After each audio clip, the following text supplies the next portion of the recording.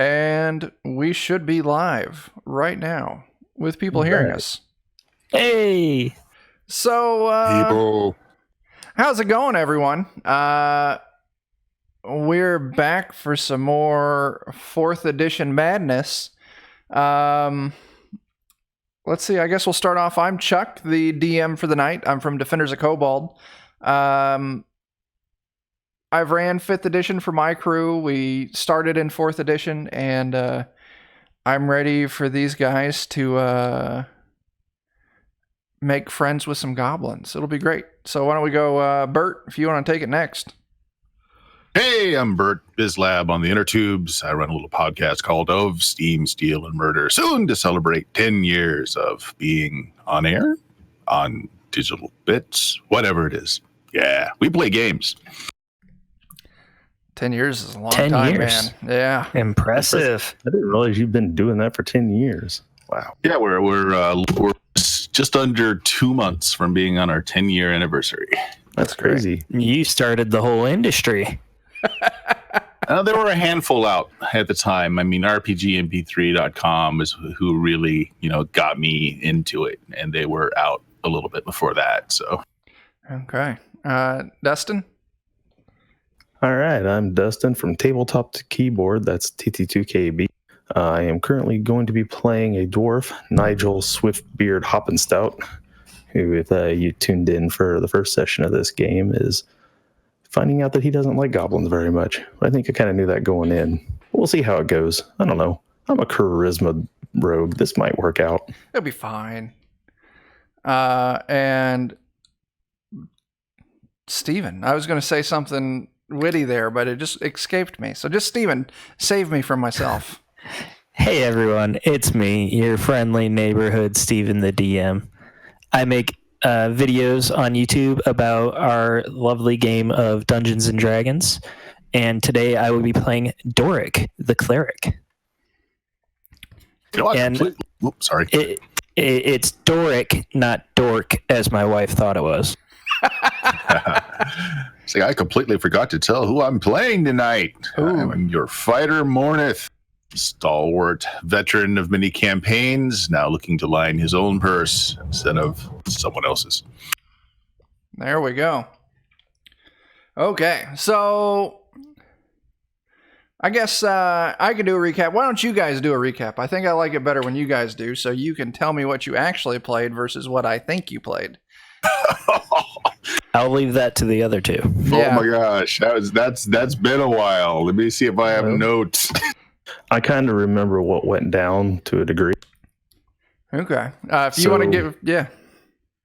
I'll give it a go here. I have to look at your screen here to remember the names of maybe some of the places we went to.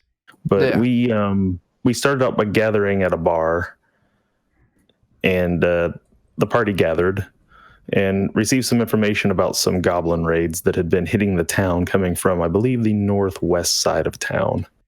So after doing some identifying the buildings, what had been taken, talking to some of the local shop owners that had been robbed by the goblins, we had discerned that we were going to set a trap for these goblins, sort of an ambush, and we waited in a certain part of town where we believed their next target would be, based on their pattern of attacks. And sure enough, when they showed up, we threw down with them in a little market square area.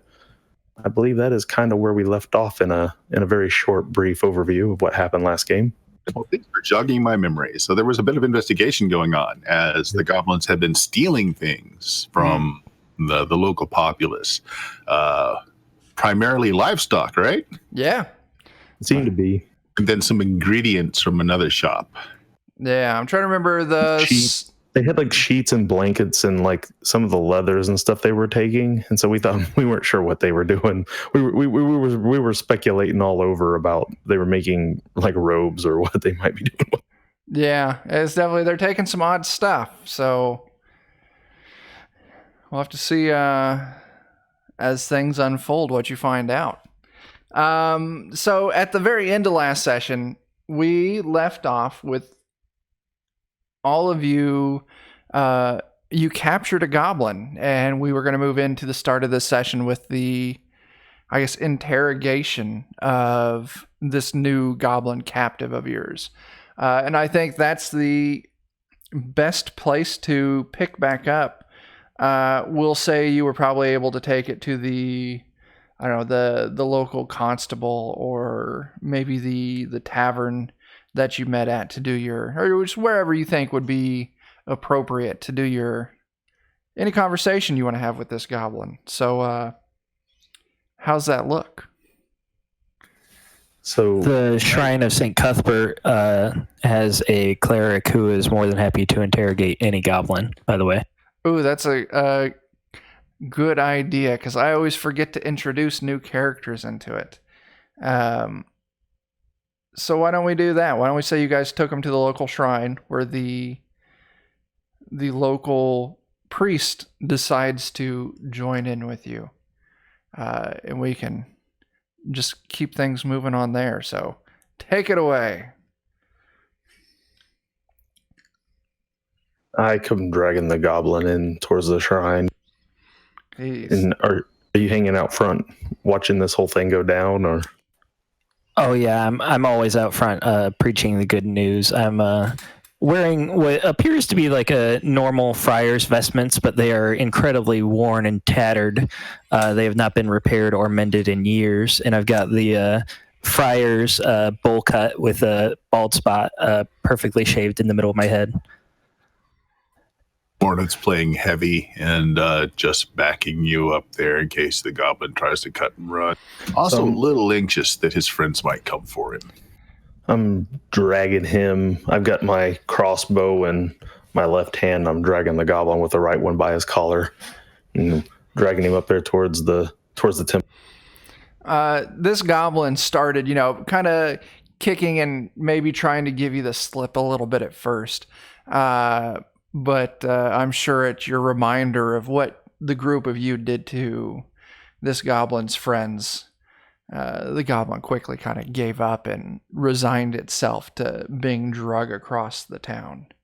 Yeah, if he starts to resist any, I just put the pointy end of the crossbow dart up there against his head and remind him to hold still and cooperate. Yeah, you definitely I drag did that. him over there to the priest. Yeah. I throw him on the ground down in front of the priest. And I'm grinning from ear to ear. I think Looks like we're about to have another convert. Oh man. I wouldn't be one to want to spill any blood on your holy land here. Should we take him to the tavern and loosen his lips up with some ale first? Oh no, I'll spill his blood. I believe their flowers are nourished by the blood of victims here. I'm sorry, converts. Ooh. I'll rest my cudgel on the goblin's head. Are you ready to confess your sins? The goblin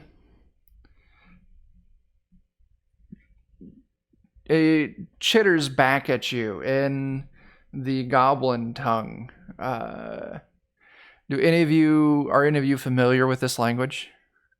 Does it sound anything like Dwarvish? I was going to say I speak common and Dwarven. I'm gonna Same here. probably guess that no. You guys, well, the problem is we're missing our good friend Seth, who is playing the wizardress Beatrix, I think, who does have comprehend language. So for the sake of overcoming this, Actually, I think I might have the ritual comprehend language. Let me check. okay, that would be a good solution. I do, because I'm a missionary, so I need people to understand that I'm not really trying to hurt them, I'm trying to convert them. Which is why we came to you. Perfect. So I'm going to start drawing on the ground and performing my ritual, getting my aromatics smoking, the incense going. Yeah. As your ritual kind of activates and the magics take hold, this, goblin speaking in a tongue you don't understand, all of a sudden it starts to kind of bend and the sounds warp a little bit, and all of a sudden you're hearing speech that you can make out, and it's, "The red cap's gonna get you if you don't let me go." Just looking at the priest with my eyes real big, like, What'd he say? This is Red Cap. Sorry, we didn't hear. Yeah. So Who is this red cap? he's Big Boss Goblin. He can stop you. He knows magics. Let me go. And Red Cap won't kill you. He'll zap you. You better be hoping I won't be giving you a permanent red cap with that attitude. I can't have Red Cap. I'm not leader. I'll turn to the two adventurers. He's attempting to tell me about some boss goblin that apparently knows vile demonic magic. He's attempting to threaten his way out. Do you believe him? I'm gonna smack the goblin with the butt of my cudgel. Oh my gosh. Are you smacking hard enough to inflict damage? No, I don't want to like kill him. I just want to like Get his attention. give him a headache. Okay. He kind of, you give him a solid thwack over the head, and he kind of quiets down there for a few seconds and kind of maybe starts nursing the goose egg coming up on his forehead. Who is the red cap? And he answers this time, and it's a lot more, you've kind of definitely taken the wind out. A lot less threat to his tone, and he's Big Boss Goblin. He's bad news. He's gonna make. I only know the good news. Have you heard it? No. Oh, you will soon enough. Where is the boss goblin? I'd never tell you our secret hideout, our base. You can't know. It's a secret. It's a secret. So tell me where I shouldn't go so you can keep your secret. How dumb is this goblin? Is this goblin dumb enough for that? No. You're not going to trick me. I can't tell you. If I tell you, then Boss Goblin mad at me and Boss Goblin zap me. Tell me, who is your god? Boss Goblin? Red Cap? I hit him again with the cudgel. Why don't with this hit, why don't you go and give me an intimidate check and see. Yeah. This is it. I'm totally trained in this, guys. Now, once again, I like that. Dork tries to act scary. That's good. Once again, you are first level. You do have this goblin in a very compromised situation at your mercy. And this goblin can't appreciate the predicament that he's in. So the goblin gives, fine, just don't kill me. He's in. You don't even understand. What? He's in the tower. You answered the question wrong. What question? He won't.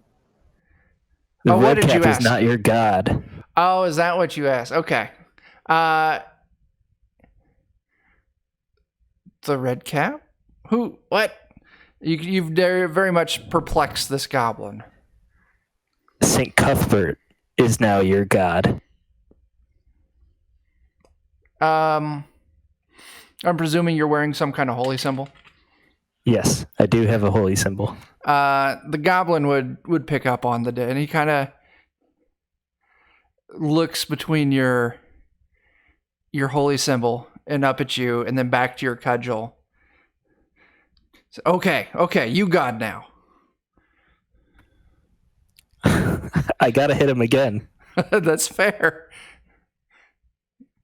And as I hit him, I am not St. Cuthbert.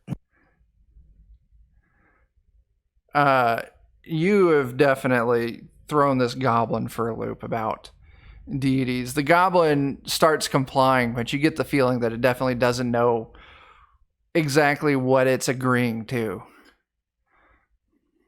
Excellent. Now that we are on the same page, you and I are brothers. We share the same God. I'm free to go now? Oh, yes, you are free to go and lead me to this red cap. So, what are we doing? Is he telling you anything useful? He's about to give us directions. How about numbers? How many are there? Why are they stealing things from the village? I'll slap the goblin this time. Answer the questions. So the goblin can't. The spell, I don't think, would be working for I know. it. So you relay. I would presume. No, I'm not. It says Saint Cuthbert God now. Yes. Answer their questions. I don't speak squishy man tongue. I'll turn back to the party. He's giving me lip. Maybe we should let him pretend that he escaped, and then we'll just track him back to the lair. Oh no, he'll guide us willingly. Then what's the problem? He was giving me lip. You know, that doesn't sound like a very cooperative guide you got there. Free will is a very vague concept in my religion. Goblin chimes in. I wasn't giving you lip. I'll do what you want. How many infidels worship Redcap? Do you mean other goblins? I gotta slap him again. Okay. Don't you dare question me. He comes back with okay, there's Sam, and I think there's Tony, and he's like counting up on his fingers. And after a few minutes of counting, and you can see the steam coming out of its ears as the gears are grinding with all this advanced mathematics of simple addition, it eventually 700. He said there's 7 other goblins. Does that track with witnesses telling us how many goblins they saw when they were stealing stuff? The witnesses that saw the goblins gave you a number kind of closer to essentially the raiding party that you saw here. Right. Okay. How many was in that raiding party? That was, a month ago. So we'll say 10. We'll go with 10, and we'll say that this is the only survivor of those 10.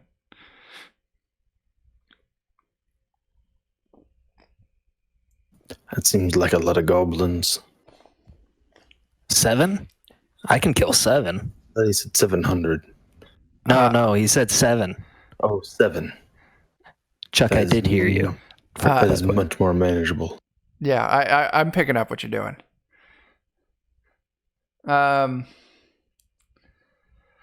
Any other questions before we have him lead the way? Why? Why the thefts? You relate? Yeah. Turn and smack. Why are you stealing? You know St. Cuthbert does not appreciate a thief. Redcap needs it for big magic. What big magic?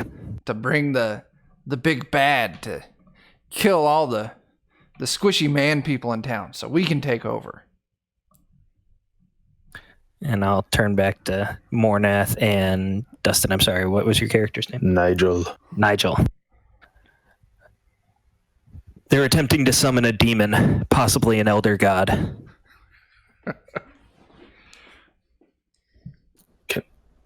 Pardon me, but can goblins actually do that? I'll smack him again. Can you actually do that? Redcap. He knows scary magic. He could do it. He could do anything. It appears so.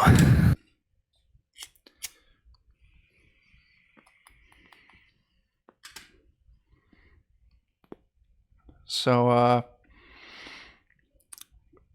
what are you guys thinking? Well, one of the places that things were stolen from was the stirred mage, and that was an actual practitioner of magic, not just an herbalist, right? Right. Yeah. We might want to find out the items that were stolen. What could be summoned with that? Like what kind of spell are we looking at? What can we expect? Okay. I just told you they're summoning a god. But which one, and how can we interrupt it? The one that I need to kill. Now I'm trying to remember. I'm fairly certain you all talked to the stirred mage last time. Is that correct? Because you split up and went and talked to everyone who. I went and talked to the other worker, but there were two people who went and talked to him, but it's neither of us that are here, I don't believe.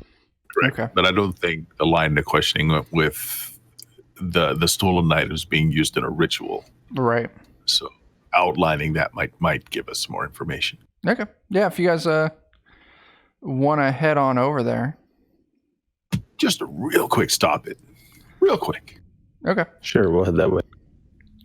Before we take off, I have to smack the goblin one more time and say, what is the first rule of the faithful of St. Cuthbert? Pass to the left. We don't talk about St. Cuthbert. That's the first so I give him a nice kick in the ribs. Okay. It's to always obey me. Oh, okay. All right. The goblin at least acts like it understands your statement. Is this like a Pathfinder goblin with the giant ears, or is this a D&D goblin with just the big fat head? We'll go with the giant ears. I like those. All right, I want to grab him by the ear or by both ears if I can, and just lift him and carry him. Okay. Wherever we're going. Sounds great. So you all head over. And it's okay if they fall off. Okay. You head on over to the stirred. What is that? That was the stirred mage herbalist. And I, for the life of me, can't remember. I can't find my notes on the name of that character, but we'll, you go in and it's a young woman there. It's late at night, so you probably bang on the door until you see a lantern light come on, and she answers it. And, yes, it's late.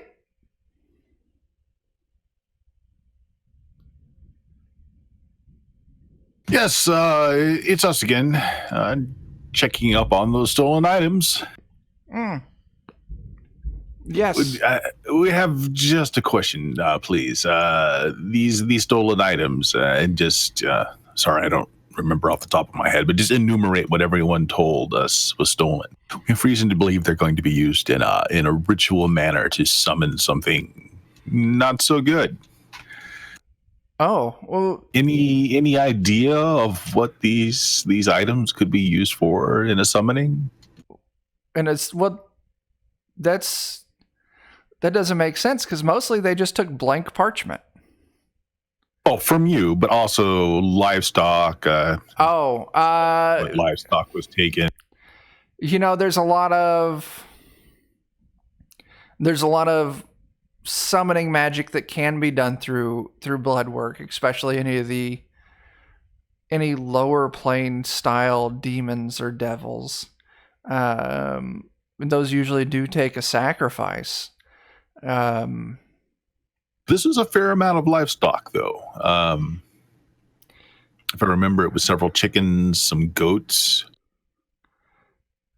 Chickens and goats. Okay. And you gave kind of a rough outline. She's like, well, I don't understand the cloth and I don't understand the leather. Those aren't really used for any kind of ritual type components or any kind of spell type components.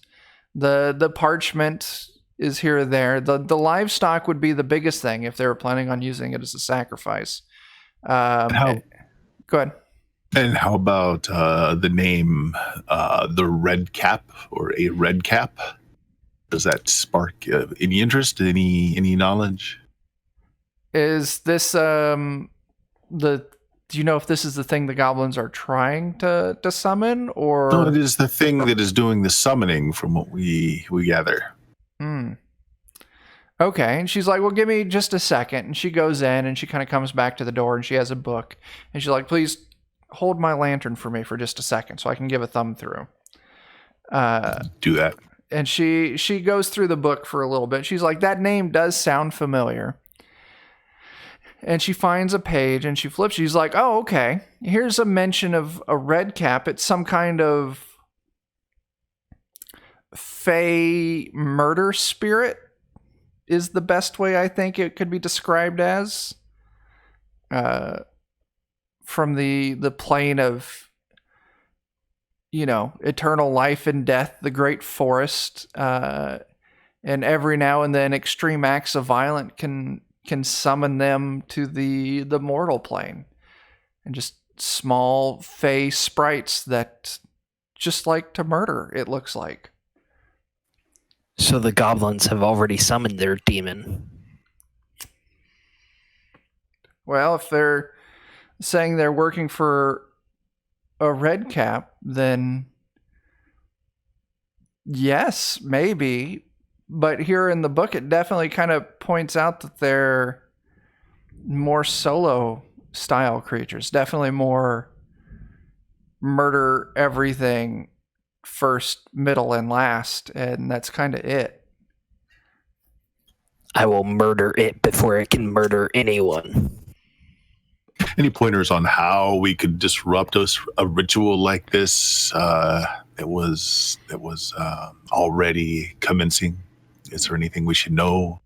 Any form of dispelling magic is always good.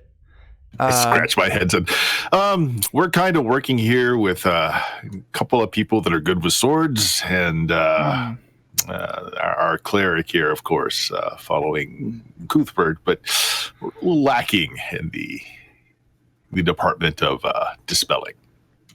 Well, I suppose in my experience, a good arrow between the eyes of whoever's doing the yapping usually stops magic dead in its tracks. Yeah, that's a bit gruesome, but true. Yeah, if the ritual is still in process, if you can disrupt the caster, or if you can break any components of the ritual, like if they have to use runes or markings, if you could destroy those, if you can destroy or remove any spell components in the process, that would do it too. Yeah. No chance of it going haywire and summoning something unfortunate anyway. I guess that is a possibility. From what I've kind of read, generally stopping a ritual early, even if it does summon what it was supposed to, usually it doesn't have the permanency for it to stay long. Or if it's kind of a variable kind of summoning, it might summon something lesser. Generally, there's always the chance that it creates a giant, hideous Cronenberg-esque monstrosity. But I'm sure. Who is this Cronenberg? It's just an expression, a monster, I guess. Malformation. I will kill him. Okay. I believe in you. Okay. Yeah. Well, thank you for your time. It seems we have some business to take care of. Yes, you have been most helpful. One more thing. Yeah. And I'll lift up the goblin by both of his ears, just straight forward. Sherwin, what is the second rule of the followers of St. Cuthbert? Do what you say? Yes, but the third rule is that you need to apologize for stealing.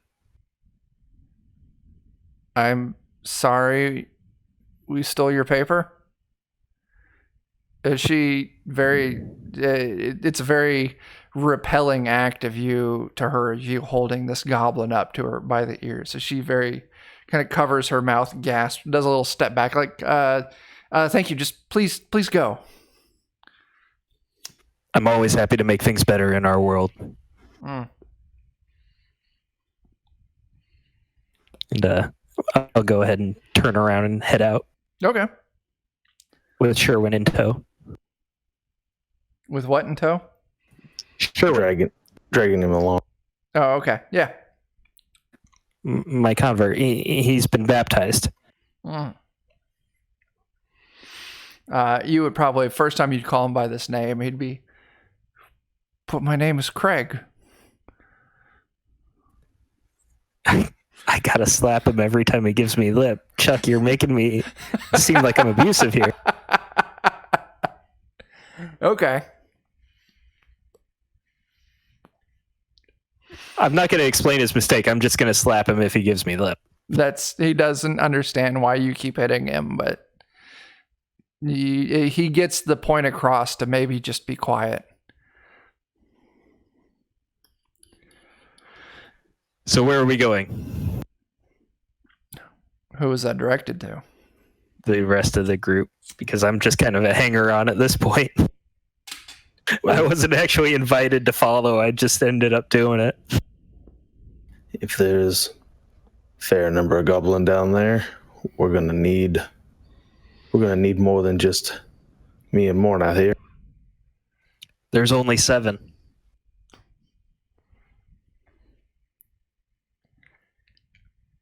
Well, I don't know. Do you like those odds? I'll kill 4. Sherwin will kill 1. And if you both can kill 1, we'll be fine. I like the way this guy thinks.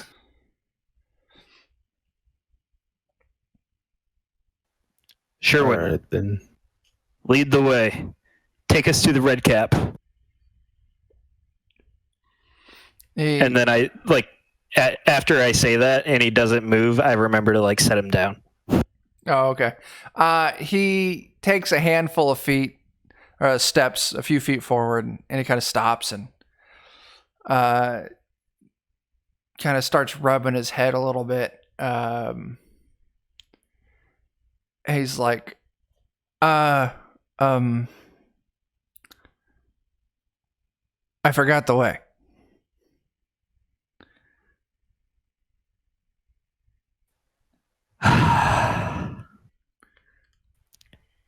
Sherwin, I don't like having to do this, but No. you give me no choice. No, please don't hit me. I need to look at the map, but you can't see it because it's a secret. Sherwin, show me the map. Okay. And so Sherwin reaches into his tattered clothing.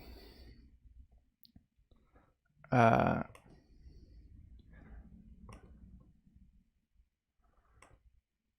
on the screen, you should see. Oh man, I'll take a look at the map, something my and I'll hand it to Nigel or Mornath, whoever wants to take it. I'll and take a say, look at it. I can't read. Well, it doesn't matter if you know how to read or not. It's all scribbles like a child would make. So we There's pass a forest. Perhaps a cross bridge. few, perhaps a few markings, but Chuck, did you draw this yourself? I sure did. It's beautiful. Beautiful. I'm going to hang it on my fridge after we're done. Oh man. All right, so it's just like So you see what looks to be on the bottom right there. It looks to be a really crudely drawn town. And then the path goes through, and you're given a guess that it looks like maybe a cart of some kind.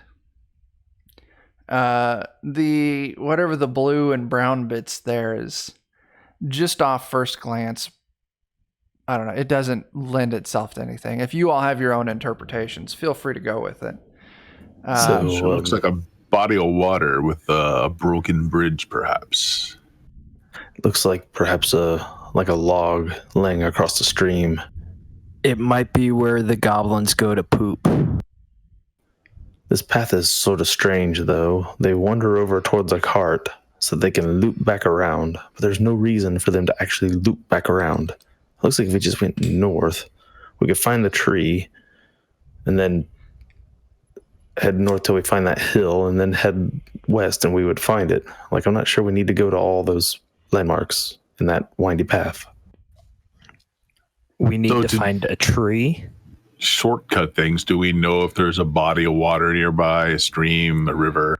There is a stream that feeds into town off of the northwest corner of town, up by what's marked as number 5 on the map.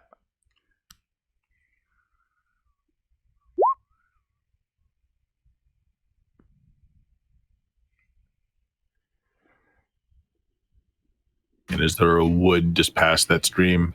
The area kind of moving north and west of this, it's actually fairly heavily wooded. That's kind of the thing the town did that kind of stirred up the goblins, was they started trying to expand their cropland into that forested area. And that's kind of what caused the trouble.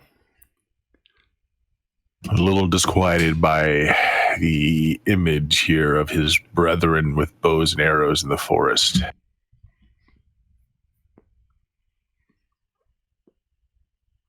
There's only 7 of them. Can goblins count?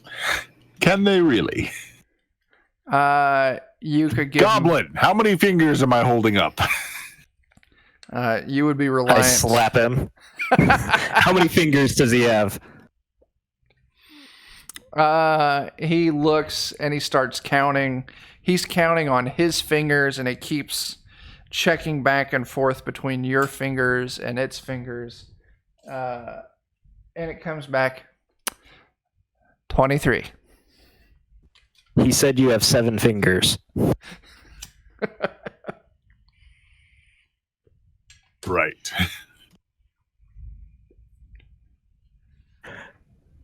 I believe him. Chuck, also, how long does comprehend languages last? I have no idea. We'll go with an hour. Oh, cool.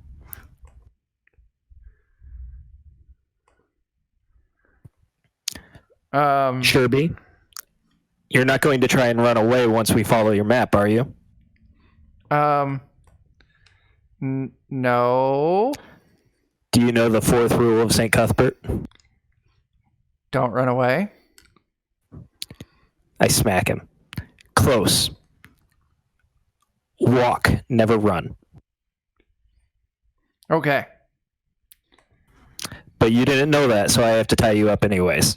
And I'm going to start pulling out my 50-foot rope. Okay. That's And I just want to like cartoon tie him up where I just keep looping the rope around and around and around. This from shoulder to knee, just a complete coil. Yeah. With just a one loop so that I can just like wear him like a bandolier. All right. Yeah. Let's go find the poop river.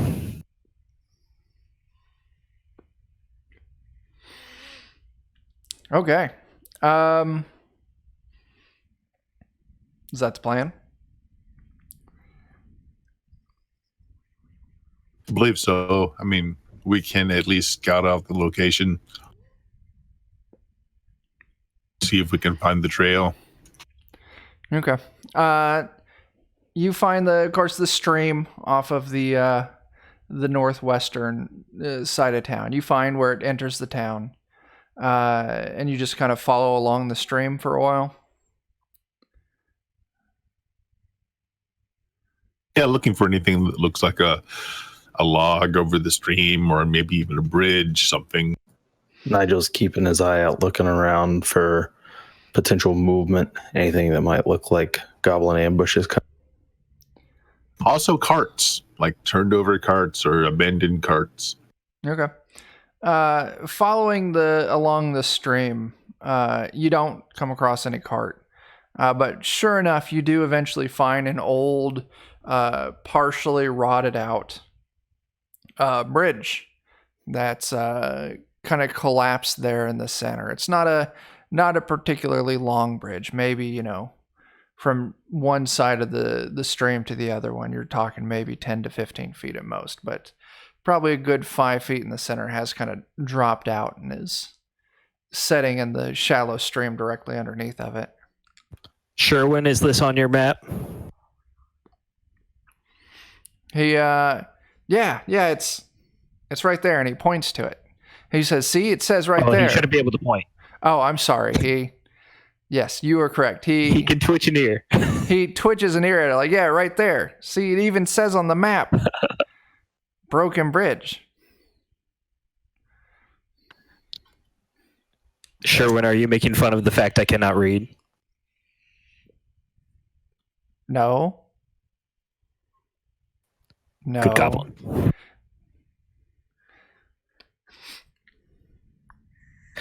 He says this is the place.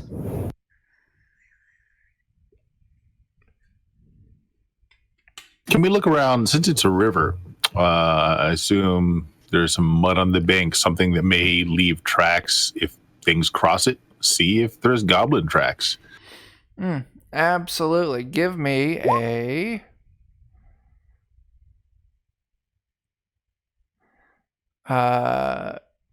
oh man, what kind of check is that? We'll go with a perception check. Perception check. You want to give me a perception check, and we'll see what you can come up with. Also, that's enough. You actually are able to find on the northern side of the banks across this bridge, you find some small humanoid footprints kind of that goes down to the mud in the water and then heads north to a small grove of trees not too far from here. But Dustin, do you got, we can take a small pause if you got some kind of announcement there you want to put out. Oh, I was just typing it there so we wouldn't have to interrupt all the quality roleplay had going on. But we just hit our 200 follower on Twitch on TT2KB, so we just rolled it up, 1D200, and it came up number 115, which happens to be my buddy Bert here, Bislab. So I've got a set of metal diehard dice to send to you. So after Twitch, awesome. You have to give me your information so I can mail that shit to you, man. So congratulations. That is fantastic. Wow. Thank you. See? Thank you, whoever number 200 was. Yep. That's awesome. So anyway, carry on. Yeah. So yeah, you see this small humanoid footprints in the mud, kind of going down to the water, and you can actually see it goes down to it and it comes back up. Both tracks are kind of pointing towards the north, but it kind of turns into taller grass, and you kind of lose the footprints, but you can kind of see spots where the grass is separated, like something walked through and kind of pushed it aside. Sure. Point this out to everyone. Looks like his kin have been through here. It looks like this is the way.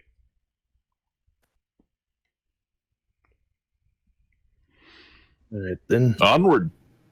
We'll push onward. That grove of trees with the goblin behind it on the map, though, that could be a dangerous spot. Sure. Agreed. Why is there a goblin on your map?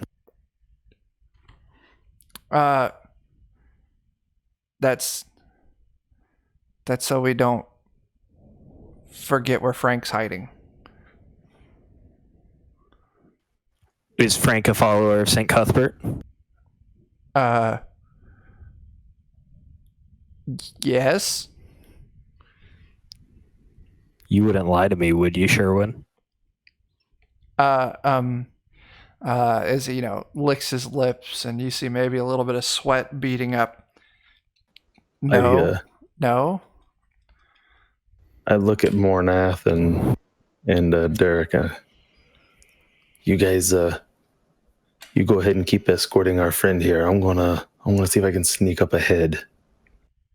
Fair enough. You should know that there is a friendly goblin up there. He is a fellow follower of St. Cuthbert. I'm sure he is. Okay. Nigel, go ahead and give me that stealth check. I presume you're sneaking up there, yeah? Oh, yeah. That's a natural 20. Oh, shit. There you go. You just vanish into this grass. Just gone Cue the spy entirely. music. Yeah, there you go. Dark magic. Ooh. So Mornath and Doric, are you continuing on along the path as instructed, or what are you doing? Yeah, I'll yeah. go first. Probably getting a slight head start, right? The sneaky guy, Nigel. Yeah. Okay. But I'll go first. I'll have my shield and axe out, being wary of attackers from above, shall we say? Okay. Yeah, I'm gonna go like around the tree, the opposite way of the path, Okay. so I can kind of come up from like a different angle and see if I see him lying in wait somewhere. Mornath and Nigel, I would like perception checks from you.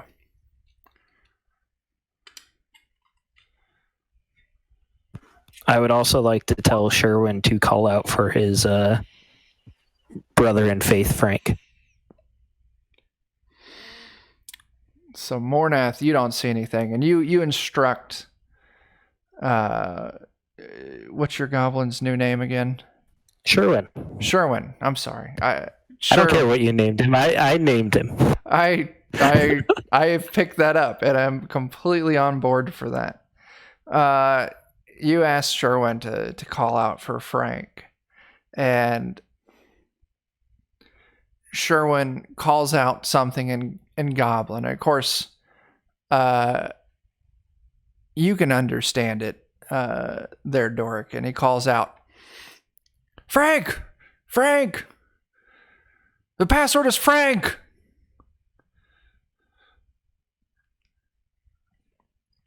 And the password is Frank? That's what he called out. You question him on this. He's like, yeah, that's the password, so Frank knows not to shoot us. I've got my crossbow, just looking around out there to see if I see anything pop up or start. Nigel, did you give me that perception check?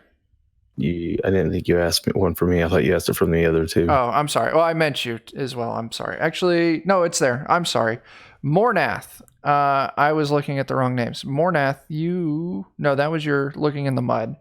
Yeah, Nigel, I need a perception check from you.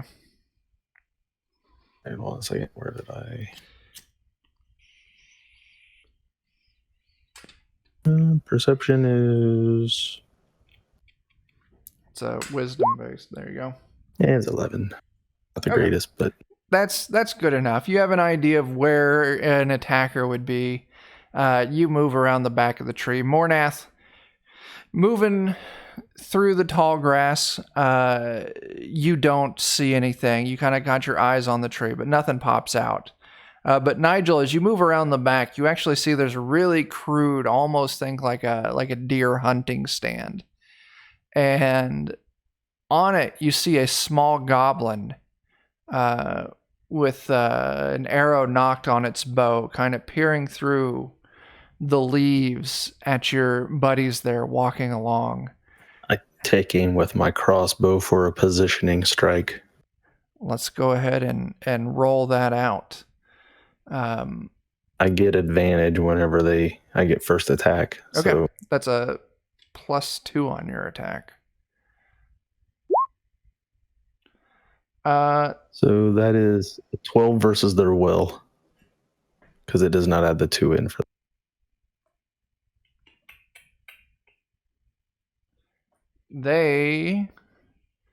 Their will defense is higher than 10.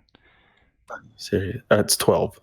Oh. Because I have to add the +2 for advantage. Oh, I'm sorry. Then yeah, you do clear it. Now, because I'm Artful Dodger, I slide him a number of squares equal to my charisma modifier, which should push him right out of his tree. Absolutely, it does. So nice work. That's fantastic. How does that work? Like, you scare him, spook him in some way? Yeah, like, well, I figure that I just shoot him in a way that it causes him to stumble backwards, like up through the bottom of his tree stand, like into his foot. It does 12 damage already, and then it causes him to have to move around. Yeah. Okay. So yeah, your arrow, the bolt hits into the bottom of the stand. It kind of breaks through, stabs him in the calf, and just the force of that sends him tumbling forward and off the front edge of the tree stand. And he's maybe 20 feet up in this tree stand. And as he kind of disappears into the leaves, you hear a couple thump, thump, and then one kind of muted thump as he hits the ground. It sounds like Frank heard the good news. I go see if I can find where he's laying on the ground. Yeah, go ahead and actually, if we want to roll initiative at this moment. There's more than one goblin? Are Mornath and I close enough to be in combat, or is this just Nigel? You would have heard. We don't have tokens yet. You gotta give us tokens. Oh yeah, we're actually not in an area I have a map for either. So let's just go with. You can put us on any map as long as we have a token to click on. Yeah, that is correct. So we're just going to call it right here. We got Dork. Oops. That's not right. And Mornath. Nigel, you're actually a little ways off. And then our goblin friend. I so badly want you to move to the map, and the map is literally that drawing. Like, that's what you just made the entire map and just gridded it. I now deeply regret that I didn't do that. That would be the best. The goblin still is don't see me anywhere, though. Giant goblin. Say that again, Mornath. And the goblin is to scale. It's a giant goblin. Oh no, that's a giant goblin. Did they already show up? No. I found me. Ooh, another natural 20. Snap. I'm on fire tonight. And we'll say that. Why did they show up so large? That's crazy. Okay. So that sure went on my back there. That sure went on your back. And actually, we're moving you two back a little ways because Mornath. I love that you actually had the Pathfinder goblin ready. I sure did. Every now and then I do things right.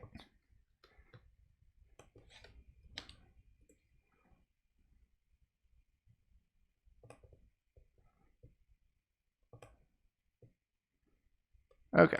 Playing on. I need to close that over here. Okay. So you'll see, Mornath, you're actually close enough. You hear the thumps of the goblin falling through the tree, and you actually see it drop out of the lower branches and onto the ground.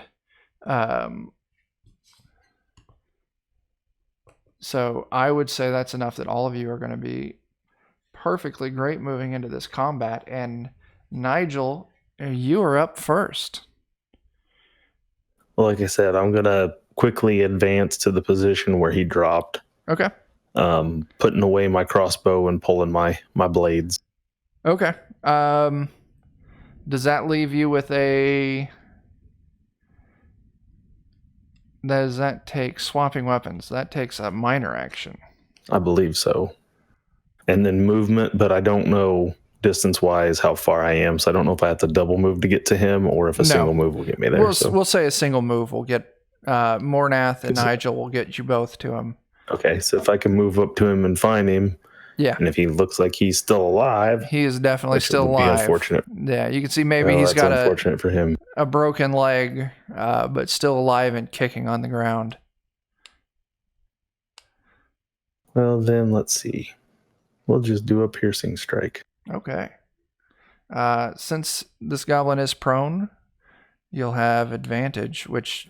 That's a 24 versus his reflex. That is definitely more than enough to kill, and that 9 damage would be a lethal amount of damage.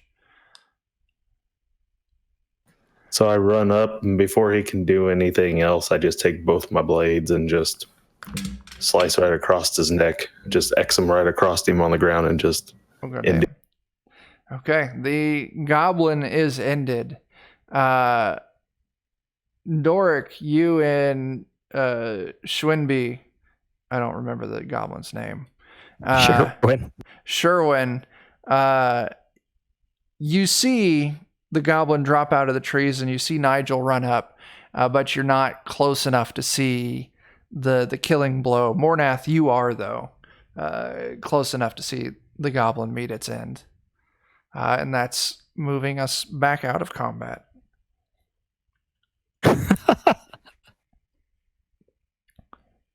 I walk over toward the Mornath and Doric, dragging the goblin's corpse behind me. I killed my one. Good man. I don't believe he was a faithful of your god at all, buddy. I believe he is now. I turn around so Sherwin gets a good look. Is this Frank? You killed Frank.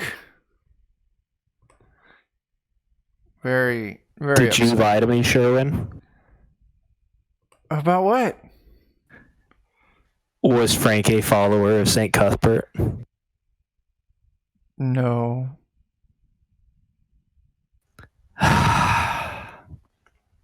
I can't believe you keep making me do this, baby. I gotta slap him again. Okay, he takes another slap.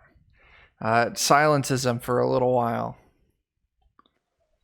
And I would like to redo my comprehend languages ritual if we can take a few minutes so I can continue speaking to my devout follower. And the rest of you good with that? Yeah, just keep an eye out on the forest canopy. If there are any others up. Just making sure there's none others on the way. Okay. But since they didn't draw it crudely on the map, I'm going to assume that there really isn't anymore. Because for whatever their flaws may be, they don't seem to be lying to each other any on the map. Like, they did not assume anyone was going to get hold of this clearly. Well, yeah, that's definitely... Like, apparently the goblins weren't smart enough to be like, in case if anyone else gets hold of the map, we should put an extra goblin over here to throw him off. Oh, I showed you the wrong version. Someone just gave us the crib notes. I gave you the wrong version. The real ones. That's Rewind fine. the tape. Rewind the tape. That's okay. You're far enough along. It's not going to break anything. We already learned the password. Not that it helped much. Yeah, that is absolutely accurate. You did a great job on this map. I love it. This is the best goblin map I've seen in quite some time. I, really wanted to embody what the fuck it would look like if goblins made themselves a map. You really captured the red in Frank's eyes there. Yeah. That's... Or have I seen such an bet intricate bow? I bet Chuck really was like pushing his artistic limits on this one anyways. And he's just like saying, oh yeah, I wanted it to look like goblins did it. Yeah, as I weep softly into my microphone. So, what's next there, guys? Let's find the rock. Yeah. Continue on. Move to their home there, it looks like. Okay. Sherwin, which way is Dwayne? Oh shit! I get your joke. Okay. Sherwin signals with an ear, and I'll give it to you guys. Following the crude map and following the prompts from Sherwin, you travel maybe another 3 or 4 hours along this crude path. And finally, We'll have to stop every hour or so I can redo comprehend languages, and also I'll be teaching Sherwin the basic prayers of St. Cuthbert along the way. A worthwhile expenditure of time. Absolutely. So eventually, traveling through this portion of wilderness, you all come across an old, kind of dilapidated keep out in the woods. It's got a short stone wall around it.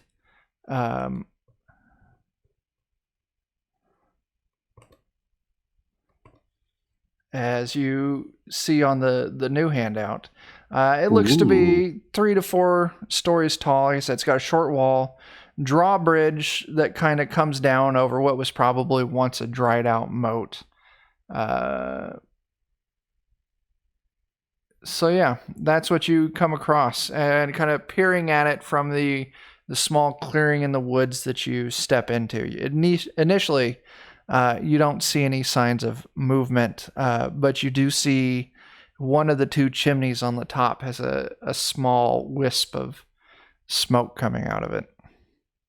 I look over at Doric. I said, Padre, I've seen many things in my time, but that is not a goblin tower.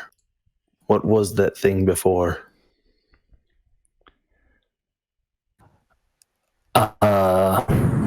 It looks like a castle.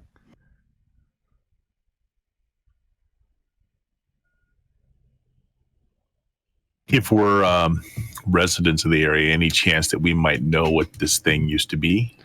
Any history checks or something? Yeah, there will be. There's actually a history skill if you all want to make that check. Horrible. I get a -1. This is going to go back. Yeah, just as good as him. Yeah.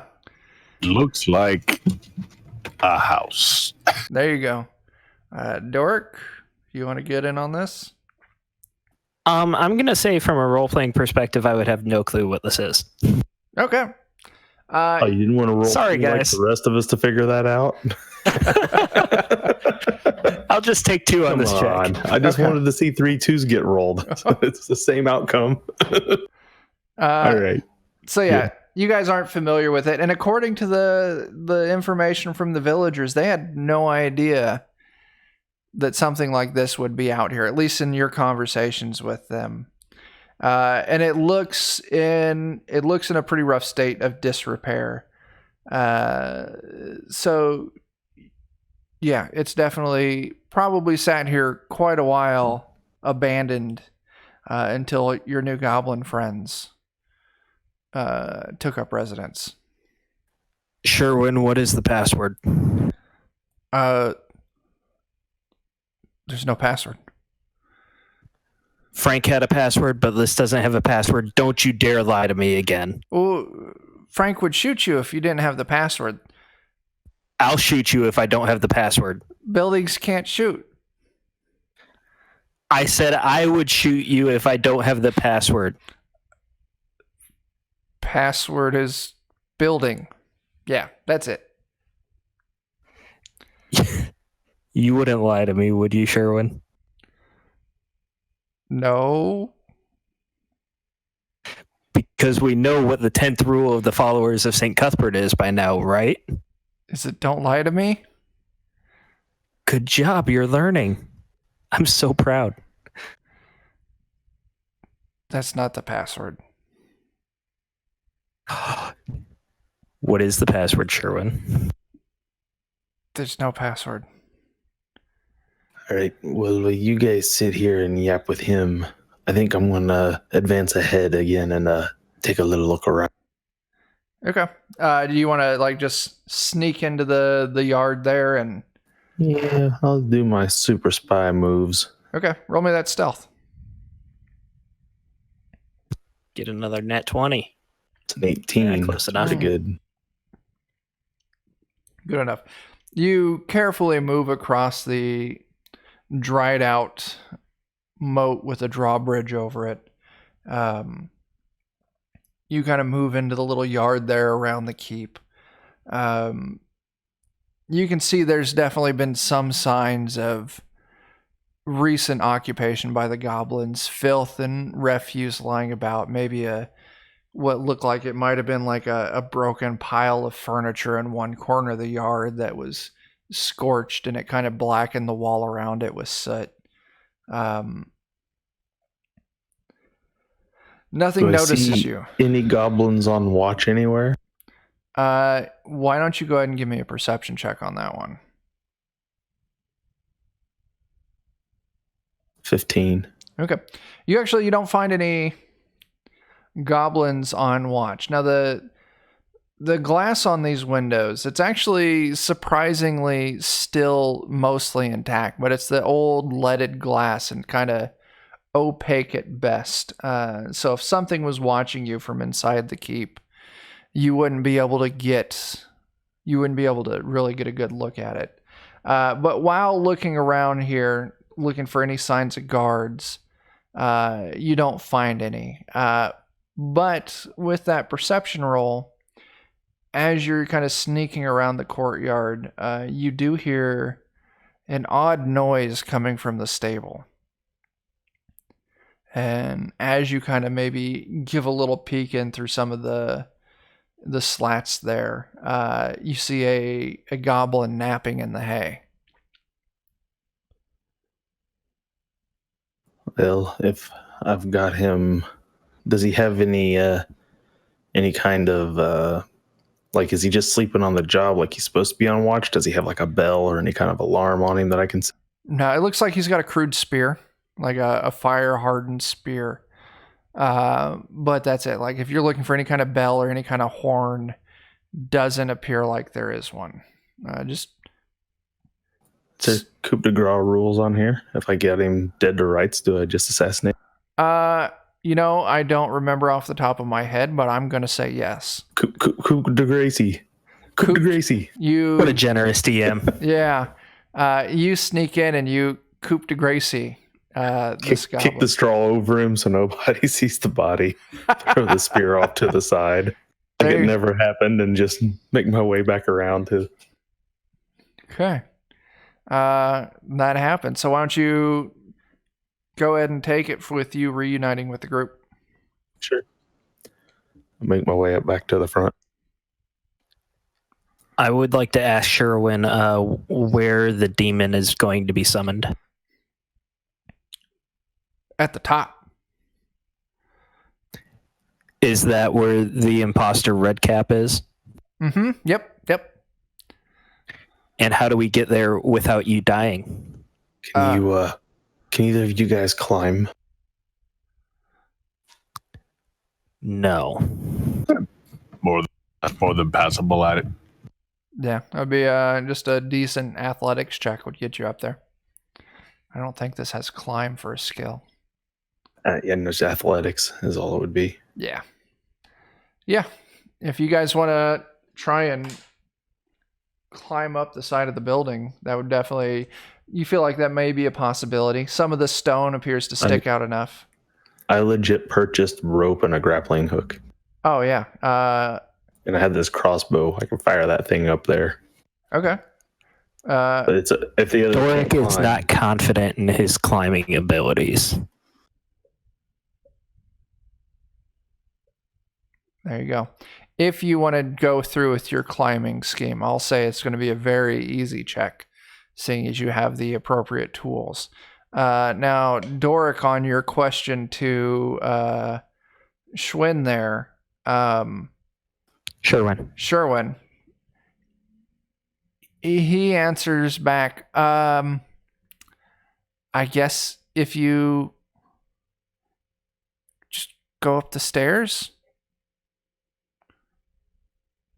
You realize that you'll be going up the stairs first, and if there were any traps, you would be the first to hit them.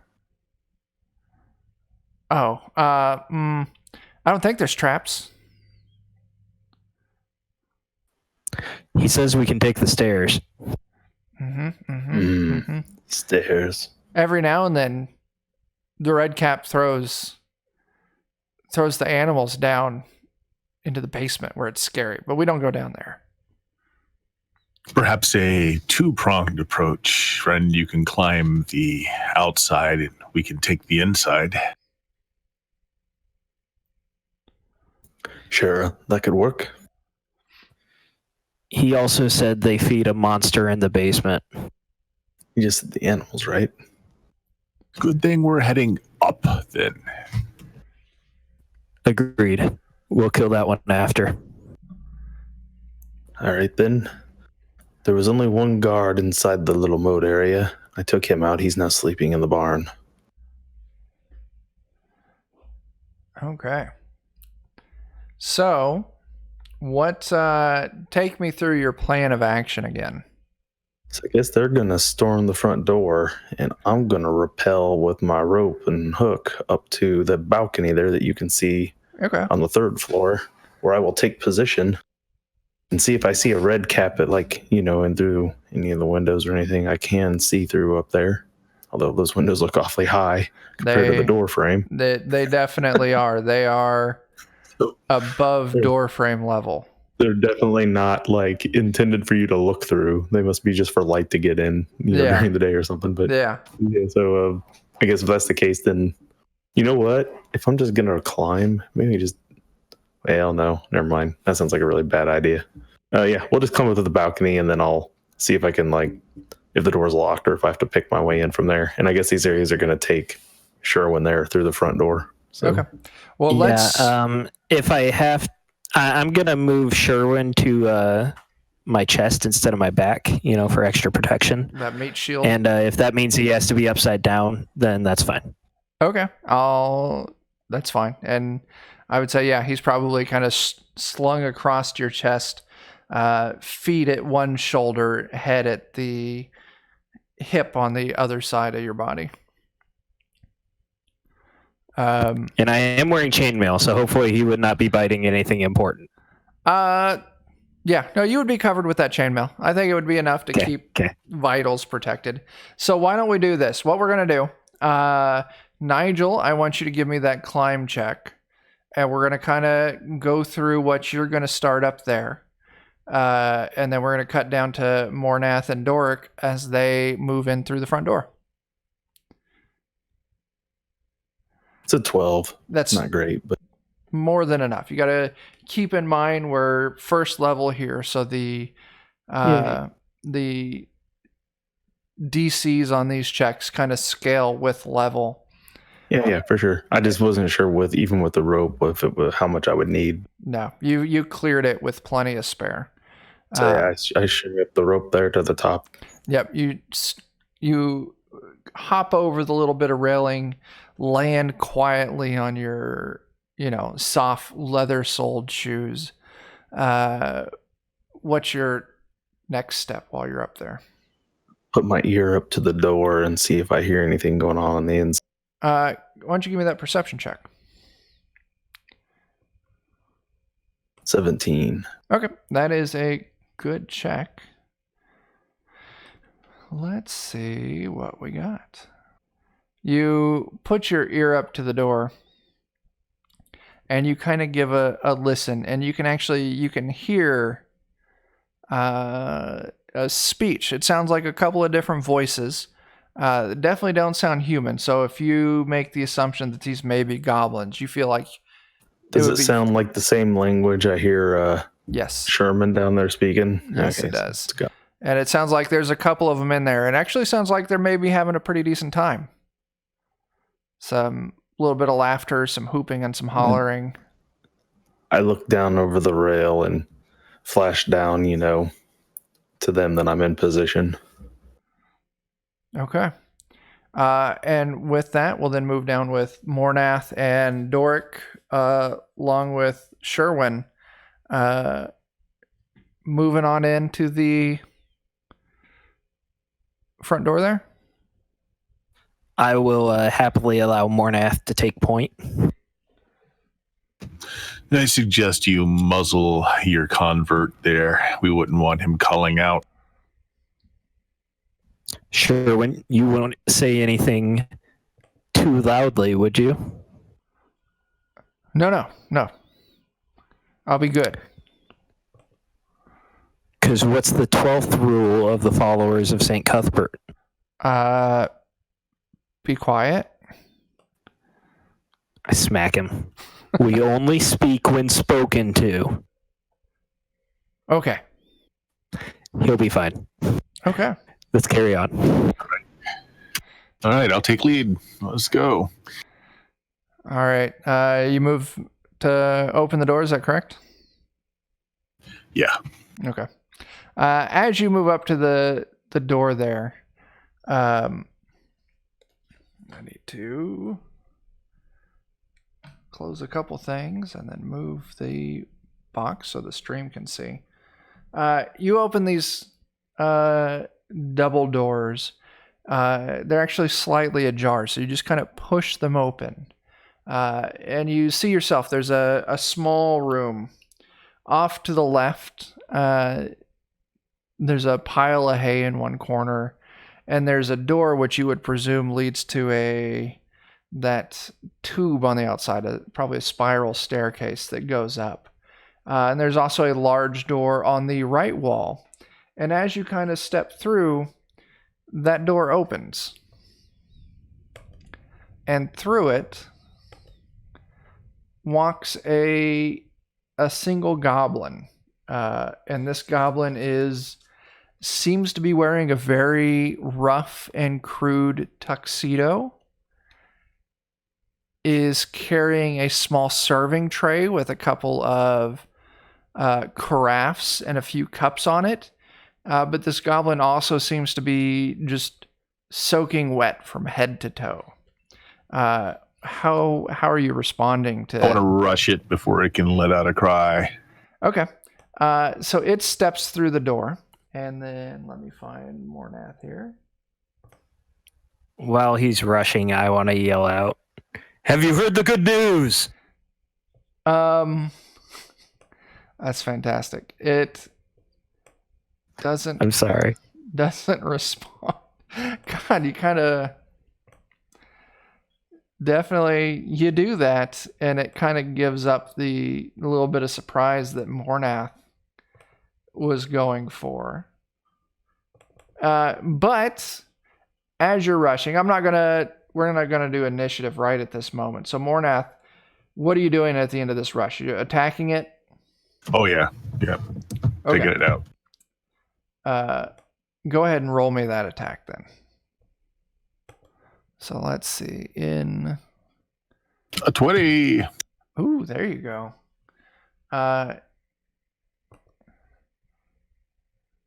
Your attack connects, and what weapon are you using? Battle axe. Okay. Your axe cleaves into this thing. It's still up. No, that is false. It is not still up. You cleave into this thing and you just drop it in one hit. But as your axe is coming down on this thing, you actually see that it was starting to bow.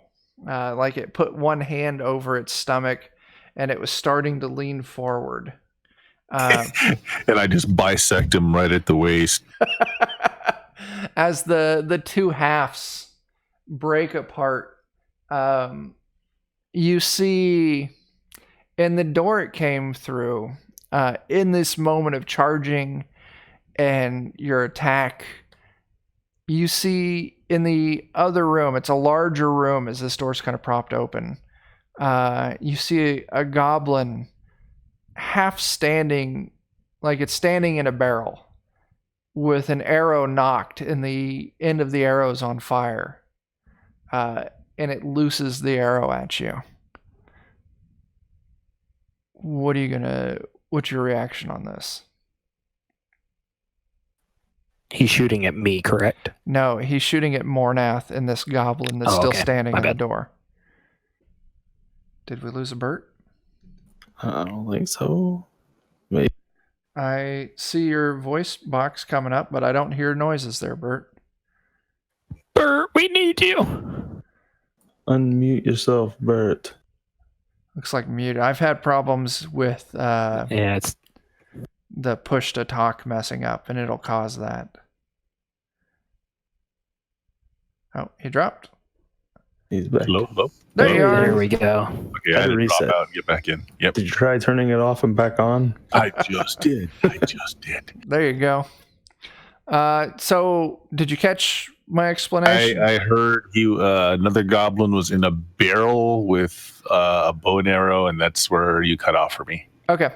So yeah, as the door kind of props on this goblin's corpse, you see the goblin with an arrow. The end of the arrow is actually on fire, like it's been wrapped in cloth and soaked in oil, and it looses the arrow. I would say you've got enough experience with combat that you can tell that the goblin's not actually aiming at you.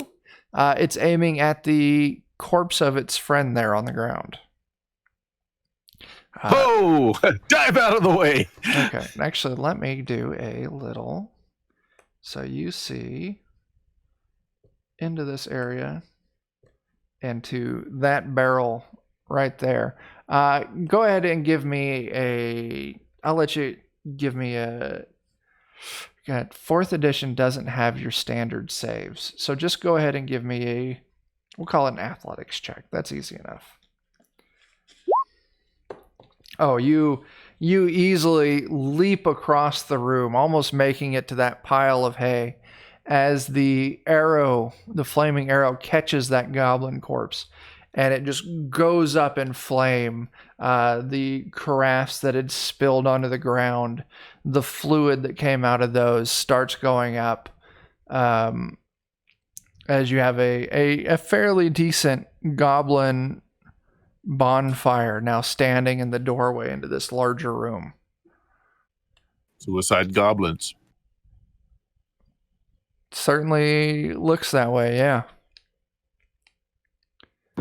We must teach them the good news. Mm-hmm. So I still don't think initiative is appropriate. What are you guys? Well, if that blaze is too big to block the door, I mean, we want to get to the top of this tower as soon as possible, right? So Yeah. let's just go up. Okay. That works with me. Let me switch a map real quick as you guys just bypass that part. And we're going to go up to this here. Well, I stand corrected. We don't make it quite there yet. You start moving up the stairs, and you get maybe 10 to 15 steps up this large stone circular staircase. And you start hearing a loud thump, thump, thump, thump, thump, thump, thump. As you kind of look up and around the upper curves of this, and you see a large barrel rolling down the stairs towards you. Donkey Kong shit. Some Donkey Kong shit. Some straight up Donkey Kong shit. Hit it with your hammer. I'm gonna jump it. Yeah, just wait till he can't climb, but he's gonna jump the barrel. So anyway, Mornath, I'm presuming you're still taking point. What's your Yeah, I'm gonna leap over it. Okay, give me an athletics check. You make it. Doric, the barrel's coming down. Mornath leaps over it effortlessly. What's your reaction on this? I'm jumping. Oh, You jump over it too, as this barrel thump, thump, thump, thump, thump, thump, rolls down the stairs harmlessly. Who doesn't jump? Sherwin. He's tied on. He's still. He's with me. He's getting jostled, but he's with me. Yeah, yeah. So, You move up to the next floor then. That's the map that you'll see on the screen. The spiral staircase just kind of opens up into this kind of, I don't know, small, I would say lobby area. I don't know if that's the appropriate word, but you can see it's definitely covered with doors. Immediately as you step out, there's a door immediately to your right. There's a door immediately to your left, and it seems it kind of turns into a long hallway with doors on each side. So there would be actually kind of going north is top. There's the 5 doors on the top. You can't really see the 3 doors when you come out of the stairs. It's kind of blocked by that corner there. But one thing does kind of catch your eye there, and there's some form of like bright green pigment or slime or a puddle of something that's bright green there on the ground, kind of in the center of the hallway. Now, is this the top level, or does the stairs continue up? The stairs do continue up. All right, so we're supposed to get to the very top. Yeah, so you keep going up? So, yeah. Absolutely. Sherwin, is there anything here we should know about? This is where some of us sleep, and we have our dice. We have our dice table here too.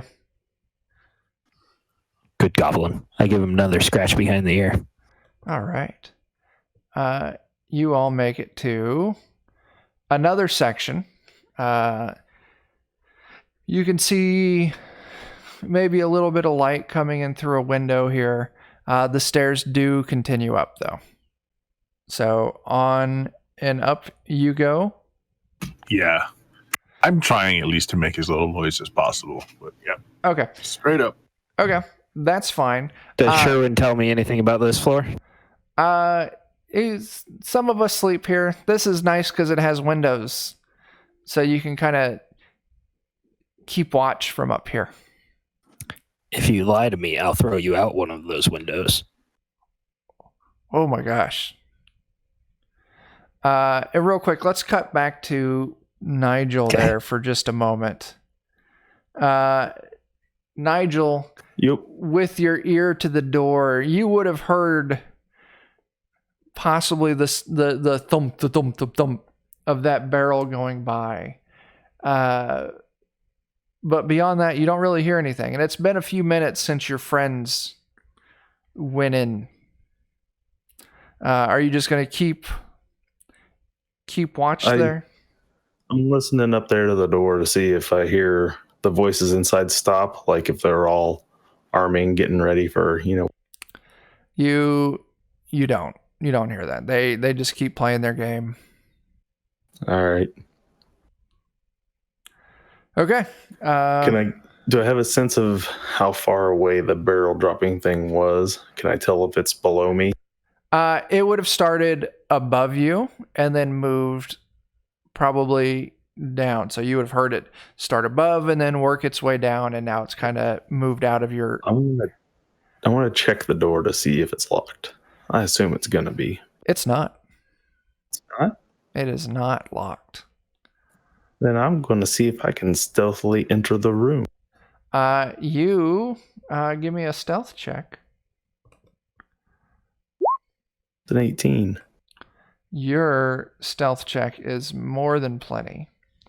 As you step into this room, it's the same description I gave Mornath and Doric. And actually, as you look to the left, you actually see Doric's boots disappear up the stone staircase there to your left. Okay. I'm just going to try to sneak my way over there to where the rest of the group is. Okay. You don't have any trouble with that. And you do hear, the sounds of some goblins having a good time in here. But they're so engrossed in what they're doing. They had very little chance to actually pick up. It doesn't sound like any kind of summoning ritual. It sounds like people playing games or doing other. Yeah, that would be a great description of it. Definitely not chanting, not anything sinister. Sure. Yeah. So Mornath and Doric, as you guys are moving up to the next floor, and Nigel, you said you were moving over to them. Yeah, I'm gonna make my way over to them. You get probably like a. How would you get their attention there, Nigel? I will. Well, they don't know thieves can't or anything of that sort. So No. I'll do the old like making bird noise, like try to get their attention by making some manner of like bird noise or something to try to. Okay. Whippoorwill. Yeah, you get the idea. Something like that, just to get their try to get their attention. Mornath and Doric, how would you respond to hearing very obviously fake bird noise short ways behind you? Sherwin, do you keep birds? We eat birds? And turn and look to see from the area that we heard. Okay. So are there any like what do you call them, arrows or murder holes in the tower, or is it all just a solid piece? So far it's been a solid piece. Kind of if you peer through the center opening and look up, you can see the top of the tower, the pointed top, and you can see there are some arrow slits in the walls on the very top of the tower. Cool. Can I see where the sound was made from? Well, this weird bird noise, you would have heard it come from behind you. And if you kind of glance back, you see Nigel not too far behind you on the stairs, kind of moving up towards you. Okay. Just point up. And it's like, still a good idea? You have a warning? As far as I can tell, these floors are just cold dorms. They're just playing games and messing around. Starting to think that the things we're looking for are actually down, not up. That's oops. What am I doing here? That is an opinion I could definitely see why you would come to. We can go room to room, clearing out the goblins as we find them, but I haven't heard anything that sounds like any whatever he called them again. Demons. Yes, nothing like that. Just sounding like parties and games. 2 floor down. There should only be 3 more goblins. There's a lot more than that here, I believe. I think his math is a little off. 2 floors down, there are some odd stains outside a door. What does your friend there know about that? Some green and red stains on the floor. Sherwin, answer his question. Do you translate his question? Not at first. Not until he makes me smack him. He definitely makes you like I don't know what he said. I don't speak people talk. Slap. Okay. What is the green and red on the floor? That was paint. Redcap's real good at drawing pictures. He drew Pictures of what? Drew pictures of the big baddie summoning to help take out the town. Why would he draw on the floor? Well, he didn't draw on the floor. He spilt it on the floor. He drew it on the walls. He says they're just messy.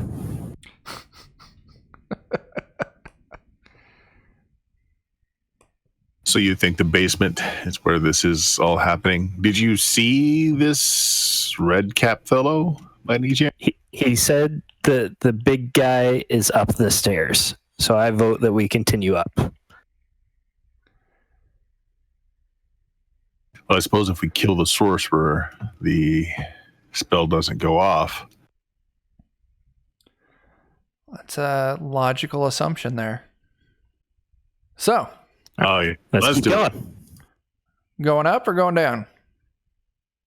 So, up is fine. Let's just finish it and see. Okay. You move past this floor, and up the stairs. And actually, while you guys were talking, I was using the opportunity to get some tokens back in position. Which I need to do 2 more drags, and then we'll be right there. You guys move up these stairs, and you come to almost what looks like the attic. You know, the roof connects in this room. It's not horribly tall. And you see, there we go. This, you hear chanting as you move into it. You see, I told you there were only 7. Blood stains all over the floor. Some crude magical sigil drawn on the floor.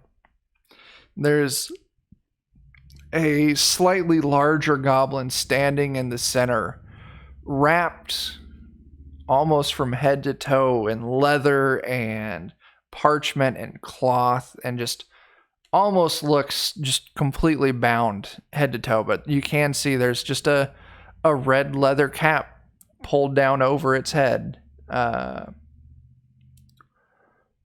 a little disappointed that his head isn't like doused in some sort of blood of some creatures, and that was I'm a little disappointed in you there, Chuck. I really thought that's where you were going. It's just wearing a red cap. You overestimated these goblins. So he looks demonic enough to me. what is your action now, guys? What's happening? Initiative. I'm gonna kill them all. Initiative. Initiative is a good thing to do.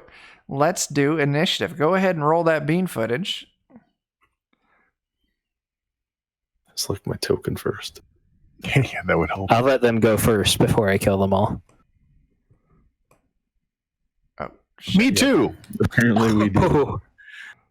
Apparently I'm going first. I had the wrong tool selected. So I'm going to go through, I'm going to number these real quick so it's a little easier to track what's going on. So as you guys kind of step up, these goblins are completely engrossed in their little ritual here. So I'm going to let you have a surprise round of combat. Coup de grace. Which I looked up the rules for now. What is the rules for coup de grace? It does max damage if you coup de grace someone. Okay. Coup de grace is the correct pronunciation. That's, still worthwhile in some situations.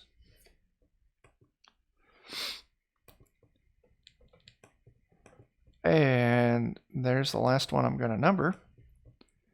Does there seem to be any kind of aura of power coming off of the sigils?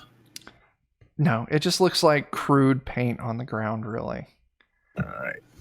These guys don't know no magics. So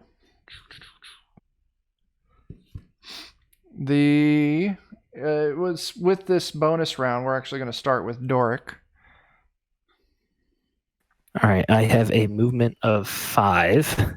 Oh man, which just sounds sad. It's 5 squares, so that is actually right. I did know that, but still, it just doesn't sound as much fun. Yeah, it's. Can I move diagonally? Yes, you can. Moving diagonally just consumes 1 square of movement as usual. Good. That means I get a little bit extra distance. Yeah, this ain't Pathfinder. Yeah. I'm going to bring Sherwin up here into the middle of it all. Okay. And I will... we'll start with a righteous brand on number 6. Okay. Go ahead and roll that bean footage. Ooh. That is not gonna break that AC. Does the power still happen, or is that only if I hit? I think it still happens. It doesn't say on a hit. No, if it's like a daily or an encounter power, then yeah, you just burned it. Well, this is at will.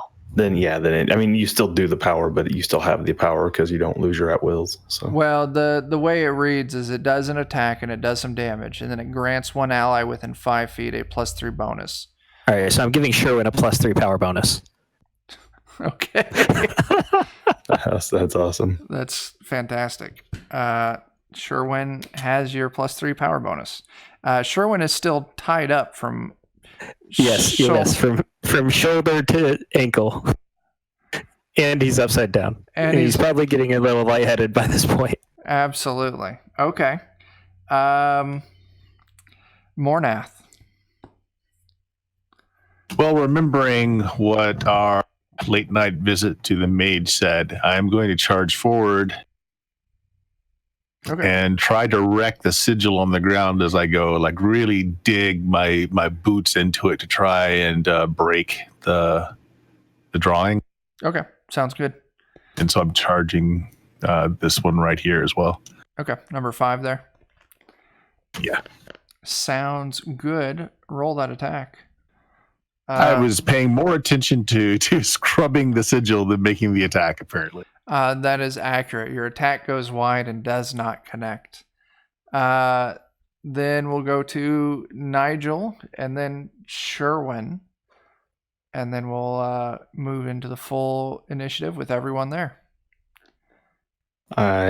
Seeing them both take out the 2 there in the front, I go right for the guy in the middle. Okay. And I'm going to hit him with a sneak attack, blinding barrage. Ooh, all right. This is my daily power. Okay. So it's a 12 versus AC. It's a blast. I'm sorry. Yeah, but it's still, nonetheless doesn't change anything. Those other guys I don't think are in range. No, and it doesn't. That 10 does not clear the AC. If it misses, they're half damage and target's not blinded, so he's not blind. Okay, what's that half but he damage? Does take half, so it'd be rounded down or up. It'd be either 4 or 5. We'll go with 4 on that. Oh, I forgot to do my sneak attack with it. I gotta add the sneak attack damage. Hold. Okay. It's an additional 11 damage, which I can apply after a hit. Okay, so what's the total damage you're putting on this thing? If it's 4, then it's 15. Okay, we'll go with 15 damage. This thing is still up, and it never mind. Has rolls here. Yeah, it has not moved into the bloody range yet. So with that, we're going to move back to the. Oh no, Sherwin. What is Sherwin going to do there, Doric? Sherwin is tied. Do I get to control him? I'll let you control him. He's going to do his best to be a human shield. A goblin shield for a human. Okay. God, that's actually an action in combat, isn't it? I have no idea. Let's take a minor peek here. Total defense. Sherwin will take total defense and is going to get +2 to all of his defenses until the start of his next turn. Attaboy. So you remember that because I'll forget. And as we Good job, Sherby. Yeah, move to the top of the initiative, the wrapped goblin with the red cap starts its turn. The red cap is going to make a shift back. So it's going to move 5 feet to keep you from getting your opportunity attack. And then it's going to do a quick little gesture with its hand, and it's going to shoot out a small bolt of crackling energy directly at you there, Nigel. Let's just put it like this. Does a 17, does that clear your fortitude? Yeah, by a lot. Okay. You are going to take 9 damage from this, and you are now blinded, and you can roll that save to break out of it at the end of your turns. Oh, what save is it? It's saving throws in 4th edition is just a flat D20 roll, and you just have to get 10 or above. Oh, okay. Gotcha. So it's like death saves in 5th ed. Got it. Yeah, it is just like death saves. There's nothing you add to it. Just roll a D20, and if it's 10 or above, you've broken free of the effect. But with that, it shifts back, it shoots off a little spell, and then the turn passes to Doric. All right. I'm going to take the attack of opportunity and come up to the red cap here. Okay. So that goblin there does make that attack against you. It lashes out. He could go against Sherwin if he didn't want to, attack me. You're walking away from it, so Sherwin would be. Yeah. That's a fair call, but I don't like it. That's fine. It's crit failed on that attack. Hey. So it just completely misses you as you then move up to the red cap. I will be using my daily power then. Ooh. Avenging Flame. Oh, that 16 doesn't clear. Are you kidding? I am not, and I apologize for that. His AC is higher than 16? Yes, it is. Oh, man. I'm going to have to start using my other attack. Well, I assume that it would not actually continue to burn him since he was not burned in the first place. That is correct. I guess I'll end my turn. Okay. Goblins 1 through 3. I'm going to go ahead and give them their turn on this. And I'm sorry, Doric, but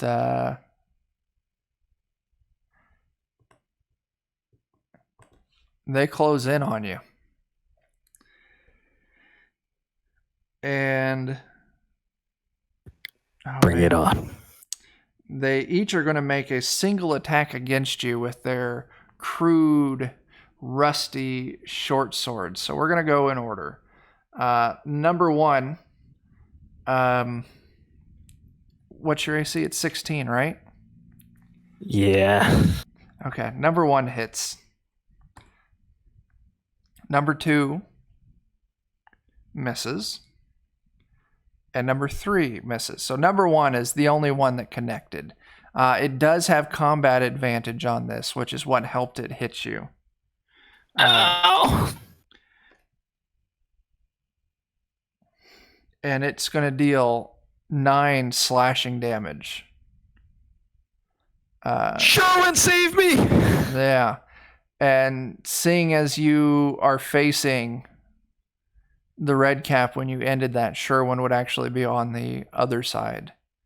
Right. Yeah. And with that, that's going to end the turn for goblins 1 through 3. And then move over through goblins 4 through 6. 6 is going to move up to flank on Mornath. And 4 is just going to move up to make an attack on Nigel. So Mornath, 5 and 6 attack you with their short swords here. They do have advantage since they're flanking you. Bring it. That's a 17 for Goblin 6 to hit you. I have a 19 AC. Ooh, beautiful. Okay. And Goblin 5 misses entirely. So then the Goblin 4 makes an attack with its sword on Nigel. Nigel, I'm going to take a guess that this clears your AC. What is your AC? It's probably like 15. No. Mine is am I reading that right? Is it only 12? It could be 12 if you're not. Are you not wearing armor? Oh no, I got armor. I'm sorry. 15. Because my ability is not added in there for some reason. Oh, okay. That happens. Because it should be Dex, right? Okay. How much did I take? You're going to take. That's not too bad. You're going to take 6 damage from this. And I'm down. Are you really? I only have 12 hit points, man. That's not right. I'm a I could have DPS healed you. class. You should have. Wait, you have 12 max? Yeah. What's your Constitution score? 10. So Yeah, you don't add your modifier in this we learned today. You add your score. You add the full 10. You add your what? The Constitution score itself. Oh, the score? Never mind then. I'm still. Yeah. So what's your Constitution score? You said it's 10, right? 10. So I'm sorry. I've got I have a 22 then for max hit points. Okay. Yeah. There you go. I just saved your life. You sure did. It makes way more sense. Then we move to Mornath. All right, I'm going to use this cleave action of mine to hit multiple targets. There you go.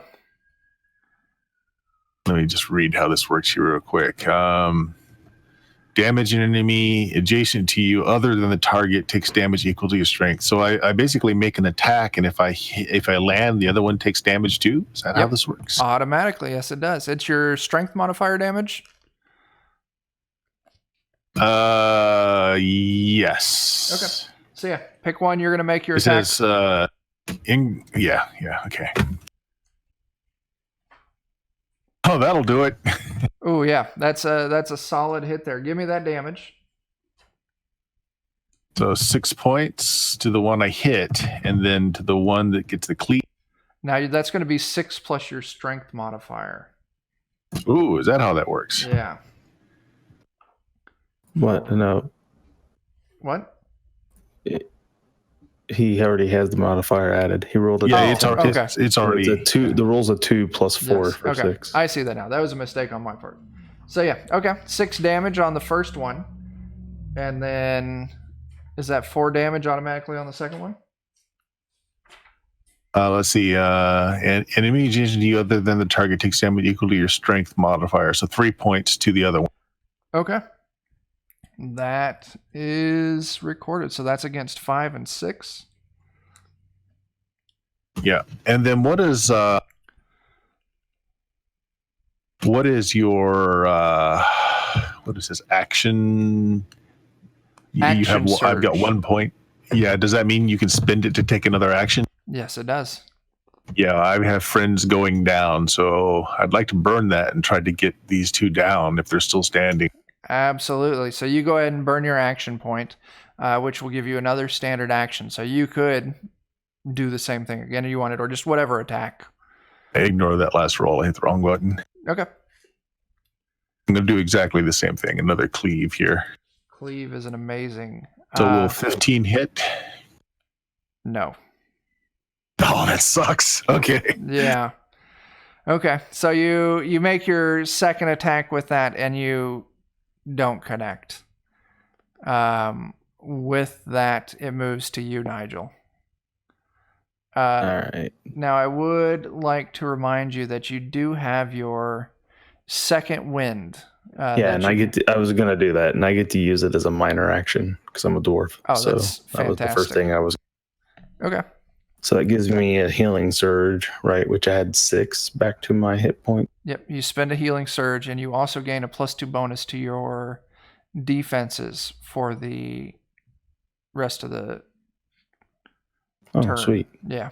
And then the first thing I have to do is make a save versus my blindness, correct? Yes, you do. That's just a D10. You are still blinded. I don't get a +2 to my save, do I? For my Do you have something that modifies your saving throws? Only versus poison. I don't think it's a poison. It is not a poison, no. Yeah, it's a flash of light in my face. Okay. So you're still blinded, but you still have your movement, and then you can still use your second wind. I can still attack while blind, right? Yes, you can. You will have a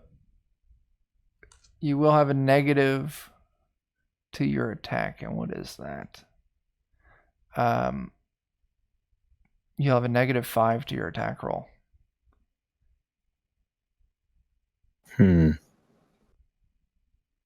I'm just going to use an at will, so it can't hurt anything. Yeah, that's true. The worst I can do is miss. So let's do a. Which one of these is my at-wills or piercing strike and sly flourish? One of those attacks something else other than AC. Hold on a second. Yeah, versus dexterity. Oh no, it's versus AC also. I didn't take one that attacks something different. Let me check piercing strike. I'm pretty sure I know the answer on it. Oh no, his is versus reflex. Yeah, this is the one. Okay. There you go. Yeah, we're gonna hit him with a piercing strike. Hopefully it's better than their AC. What is that versus reflex? Yeah. Okay.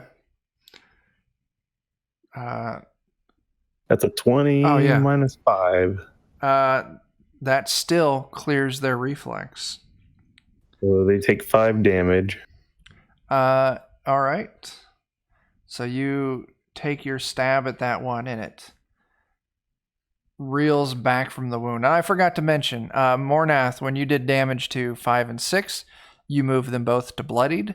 And Nigel, when you did your damage to number 4 there, you also moved it to bloodied. So it takes your damage. What are you doing with the rest of your turn there, Nigel? Yeah. I'm going to take a 5-foot step over so that I can give my friend flanking on number. Okay. Like that. Did you take your second wind? Yes, because Okay. I added my surge value back to. Oh, okay. Nope. I'm on board. I was worried about you getting an opportunity attack, but with how you moved, you're perfect. Okay. I am going to put myself in a flank, unfortunately, but I'm also applying a flank, so I figure this is better than. Absolutely. Okay. Is that your turn? Yeah, that's my turn. Okay.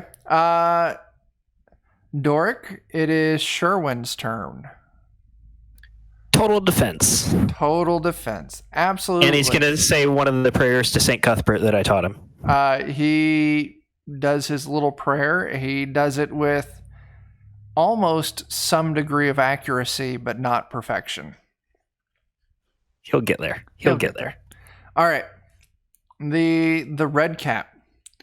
It is now its turn. Ooh, man. Let's see here.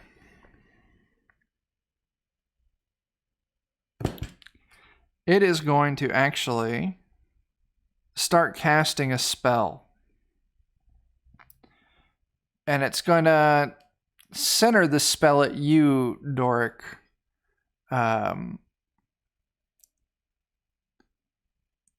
As a weird, sickly plume of purple smoke starts sprouting up from the ground underneath your feet. And let me draw a shape here. Everything within that purple square is now obscured with this weird purpley smoke. And then it's going to end its turn. Doric, it's your turn.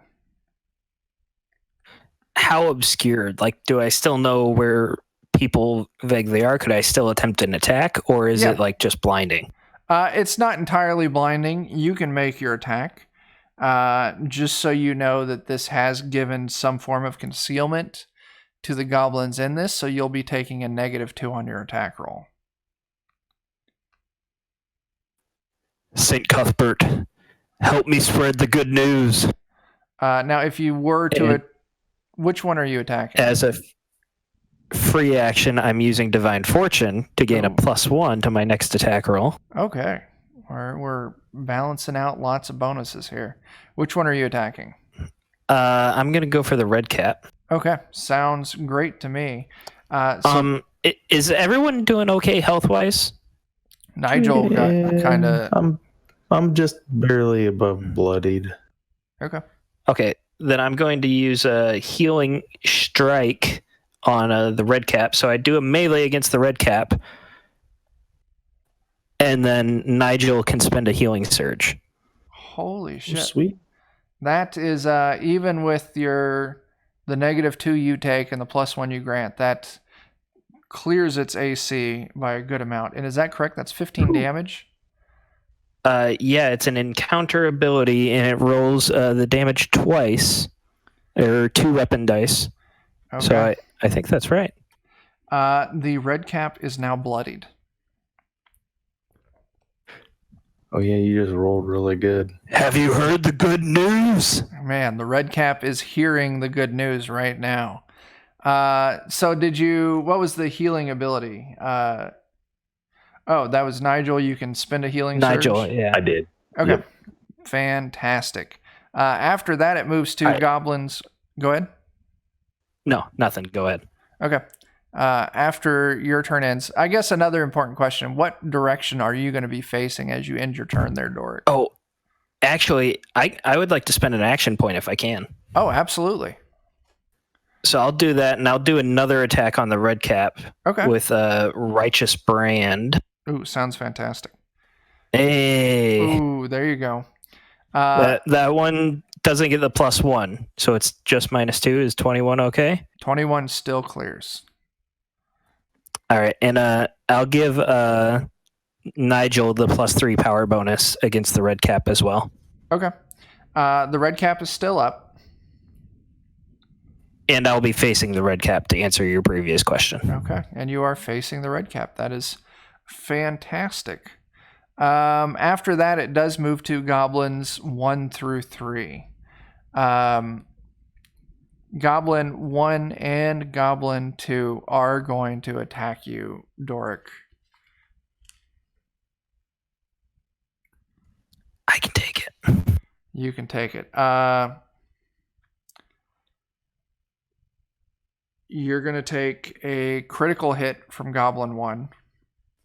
I might die. And Goblin number 2 does hit you.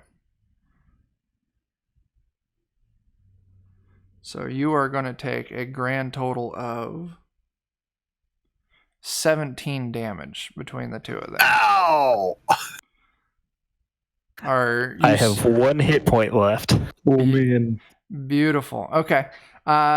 Nigel, Goblin number 3 is going to attack you. It does have advantage.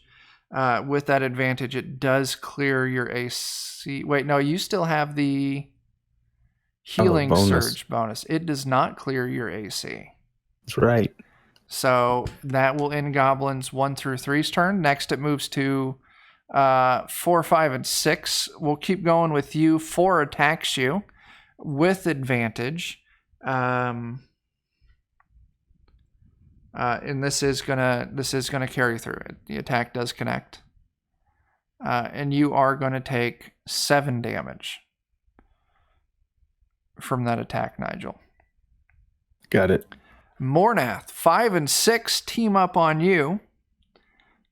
5 misses, and 6 connects. And it is going to deal you 12 damage. All right.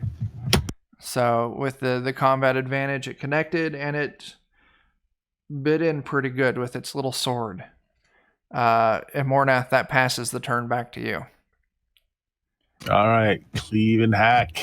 There you go. Oh, come on. Oh, that is rough. That is rough. I'm used to fighting taller targets. I'm just, whiffing right over their heads. Selling. Yeah. Oh, that's rough. Okay. I would cut off your head, Goblin, if it stood just a bit higher off the ground. That is beautiful. All right. Anything else on your turn, Mornath? I don't think I can do anything else. I just get 1 action, right? Yeah, just 1 action. You could move if you wanted to, but it would provoke, if you don't move carefully, it would provoke some opportunity attacks. You know what? I don't care. My guys are in trouble. I'm going to just get into the fray of it. I'm just okay. Get it there. Oh, I'm healthy as an ox. That will be 2 opportunity attacks against you. What was your AC again? 19. Okay. one of those attacks does hit, and it does deal 6 more damage to you. Okay, I'm still good. So one of them, as you move away, it lashes out and it kind of catches you a little bit.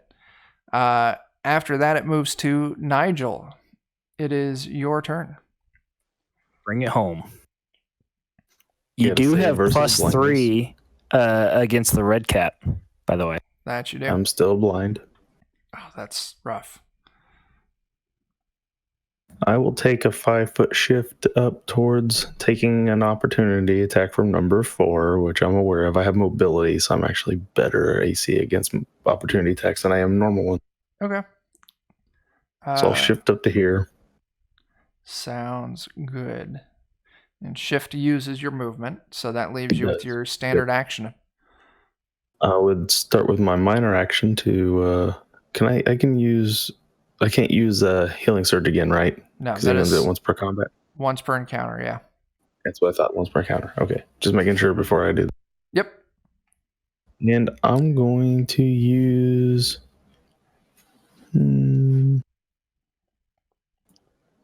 Boy, I guess I will just go ahead and do a piercing strike.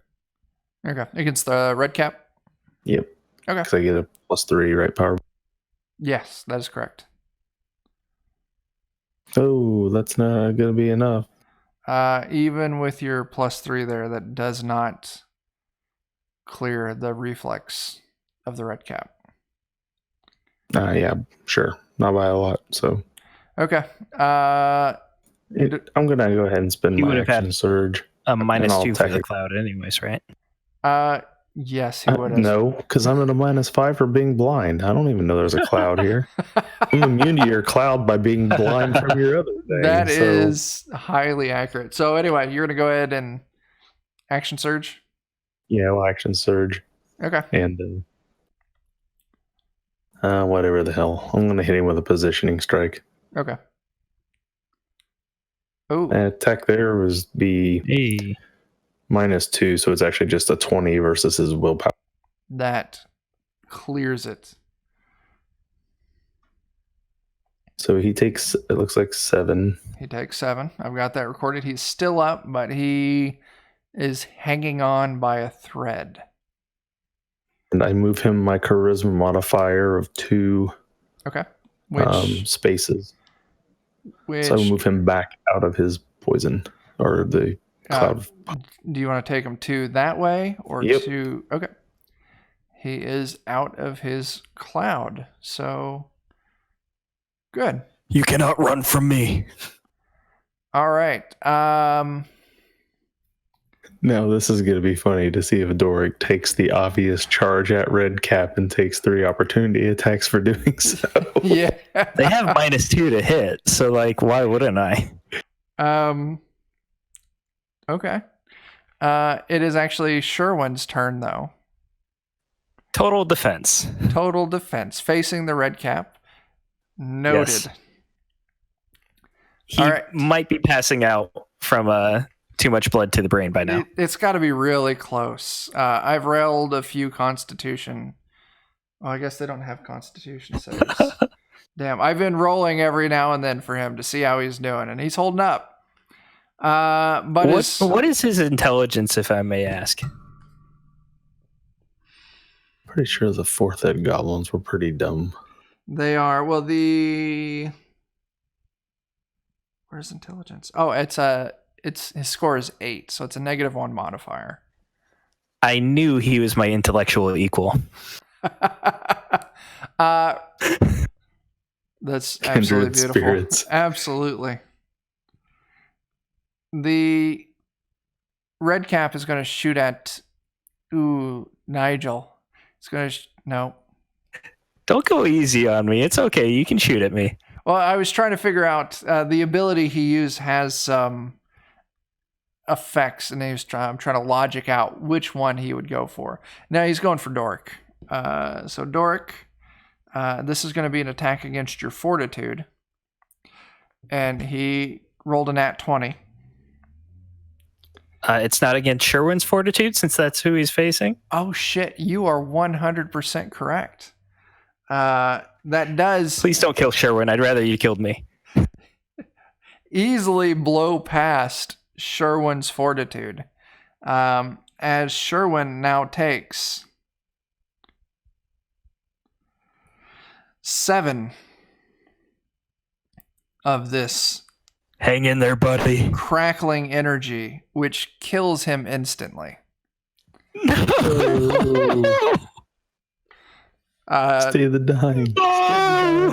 Sherwin's dying body hangs loosely from your chest now. Doric, it's your turn. You have ripped out my heart.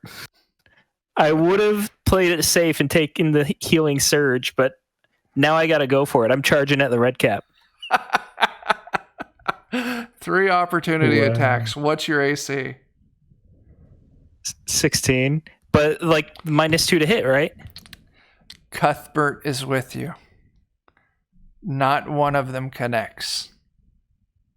You're not being nice to me, are you? I am absolutely not. They rolled a 4, a 6, and a 3.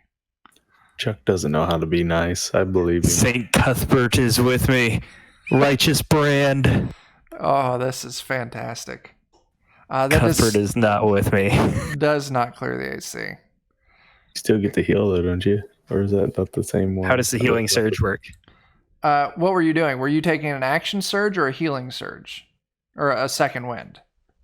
I don't know how any of it works. How do I heal myself? Okay, let's go. There is an action surge. You have 1 action surge. I believe it's per encounter. Already used my action point. Okay, that's fine then.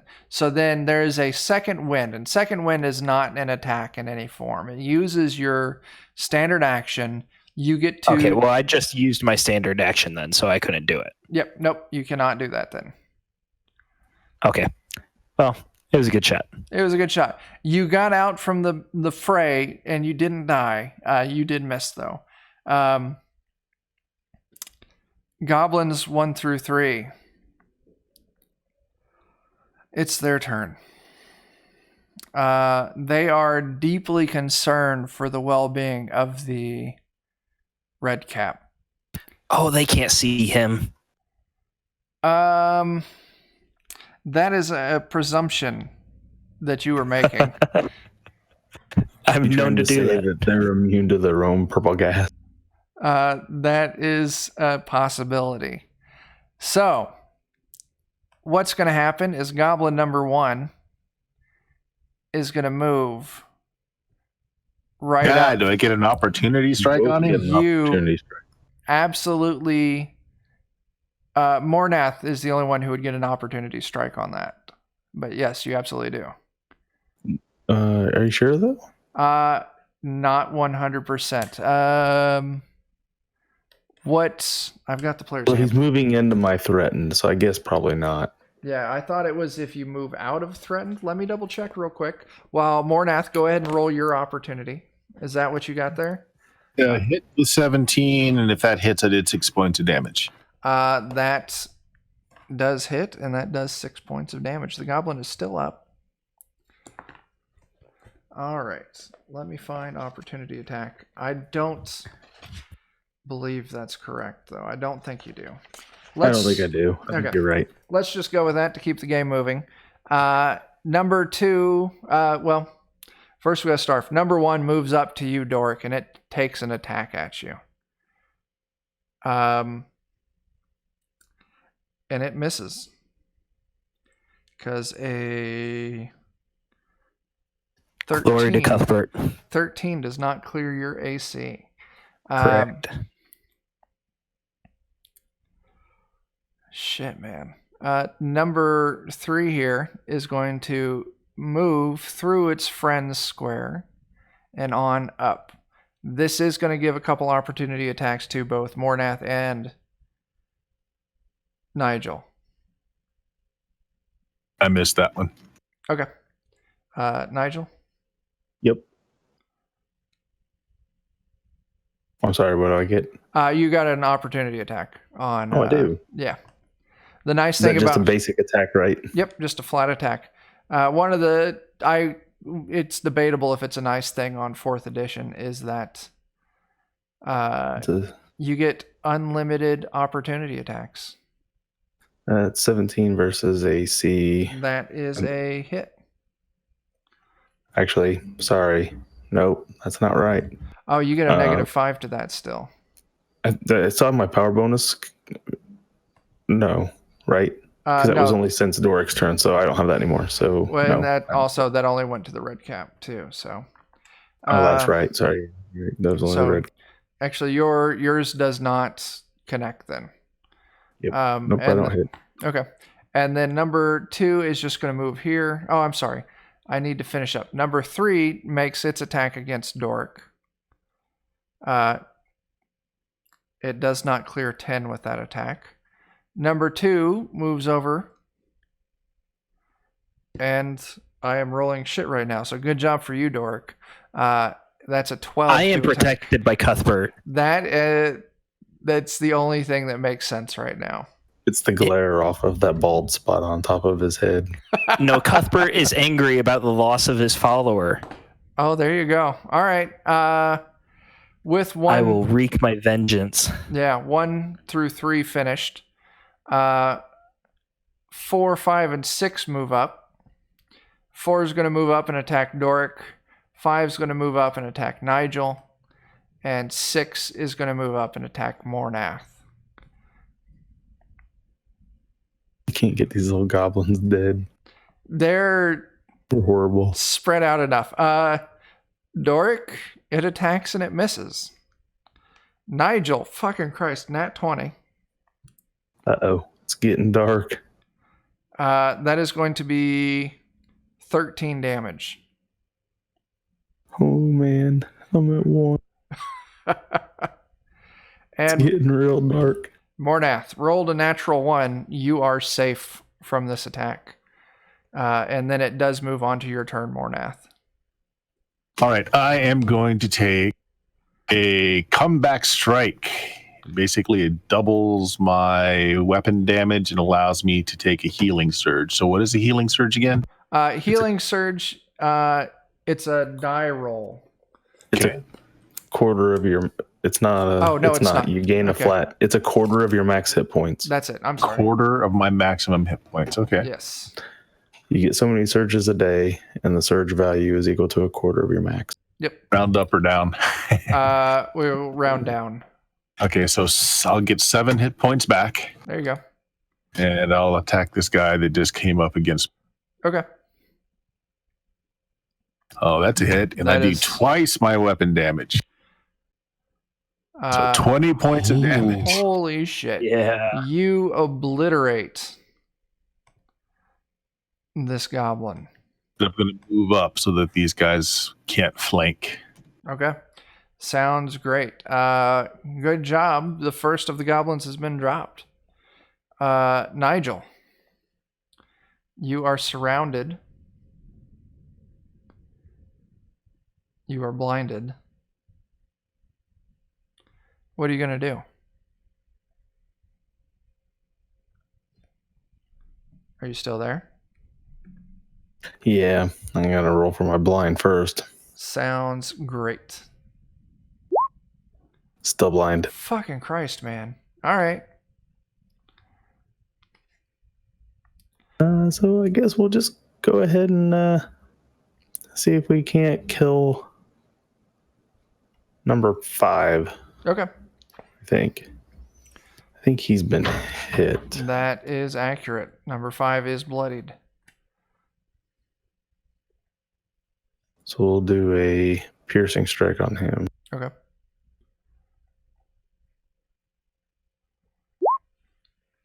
That would be a 15 versus reflex. That is a hit.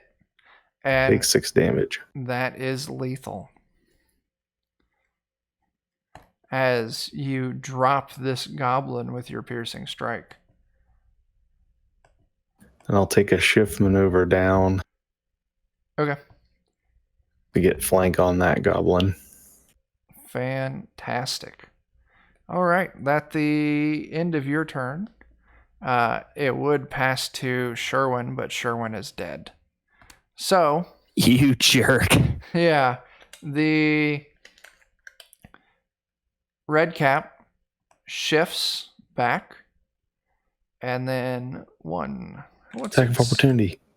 Doric, hit him. I get an attack, right? Oh, it's only a shift though. Only 5 foot. Well, Oh, yeah, never mind. Yeah, he used his shift, and then he's going to sacrifice his standard action to use another move action. And he runs clear over next to this window on the east wall there. And that's where it ends its turn. Doric, you're up. Well, I can't reach him with melee. Yeah. 1, 2, 3, 4, 5, 6, 7. I gotta go for it though. I'm not letting him get away. Okay. I'm moving. Okay. 4 opportunity attacks here. 4 or just 2? Yeah, no. 4. Every one of those in melee with you is going to get an opportunity. There were 3 in melee, no, right? You got 1, 2, 3, 4 surrounding you. It's your threatened range, and all 4 of those you are in their Oh. threatened range. Your AC of 16. Mechanically, this is stupid, but I gotta roleplay my character. I'm going for it. Okay. 2 of them do connect. All right, I'm down. That is going to be 17 damage. They only needed 1. All right. You are 16 down. too many. Yeah, and you will start death saves on your next turn. Okay. Goblins 1 through 3. One of your friends is dropped. They are then going to move around to...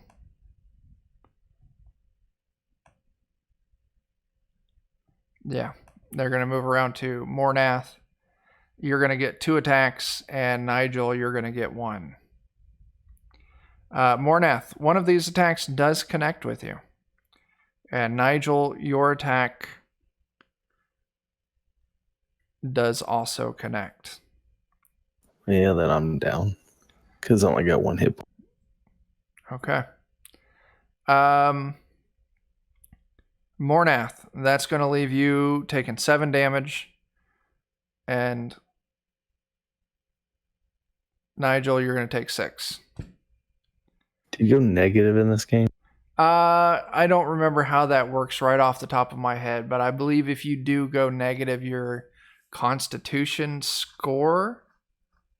I'm not there. I just didn't know if I had needed to mark it as -6 or not. No, you don't need to. It's the same thing with 5th edition where it floats back up to 0. That's what I thought. Okay. Yeah. Okay. How many healing surges do you get? Once per, and well, there's, I don't remember off the top of my head. You do get a number of healing surges. Yeah, you get a number of healing surges. The problem is there's almost no way to activate them. Yeah, you can take a second wind once per encounter to spend a healing surge. But what if you have powers that allow you to? Like, Yep. Then you can. Sure, yeah. Let me find fighter real quick. I have second wind, which is utility I haven't used. I'm assuming a daily power means just that. You can only use it once a day. Absolutely correct. Yeah. Healing surges. You get, as a fighter, you get 9 plus your Constitution modifier. That's how many healing surges you start out with every day. And does the utility power take your whole action? It should say in the utility power what it does, whether it's a standard. It says it's an encounter, but that's all. What's Then the? you use it once a fight. Yeah, but some of them you can take as there are minor actions and there are standard actions. Let me find it real quick. What's the name of that ability? Second wind. Oh, second wind is a standard action. Okay. Unless you're a dwarf, then you use it as a minor. Yes. So, what are you thinking? We're way past on time too. Yeah.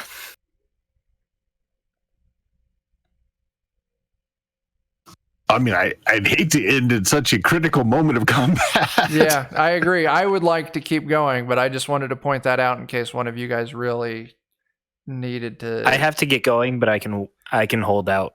Okay. So Mornath, what are you doing? All right, I'm going to cleave these two near me here. We're about 2 attacks from a TPK. I don't think Yes, we we have are. to worry about how much longer this is going to go. Yeah. That's a hit. Is that against number 1 or number 2? That's going to be 6 points against number 1 and 4 points against number 2 for the cleave. Okay. Number 1 is slain. And number 2 has taken the damage. Okay. Anything else you're doing on your turn? Yeah. Can I mark number 4? And can I take a 5-foot shift? Absolutely, yeah. Okay. What does your mark ability do? It puts him at a negative -2 if he's attacking anyone but me. And if he tries to leave my area of effect, not only do I get my normal attack against him moving out of my area, but I get some extra benefits for that. Beautiful. Okay. Actually, even if he tries to shift out of my area, I get to attack him. Oh, that's fantastic. Okay. Nigel. Your turn. So I'll save for blindness. Are you up or down? I'm down. Don't worry about that blindness save right now. But I want to see it get dark as I die. Come on. Okay. All right. Make your blindness save. Hey, all right. I can see just in time for the world to go dark. That is it exactly. Make that death save. So now you need death save. Yep. Oh, I made it. Step closer to life. Shit, there's some weird rules for death saves in 4th edition. God, and I think they're really weird. I think even rolling a positive number doesn't do anything. You make a saving throw at the end of each round. Result of your saving throw determines how close you are to death. Lower than 10, you slip 1. End of each round or end of each turn? It says... Like, should we be making them together? End of each round. End of each round. The result of your saving throw determines how close to death you are. 20 or higher, you can spend a healing surge. Okay.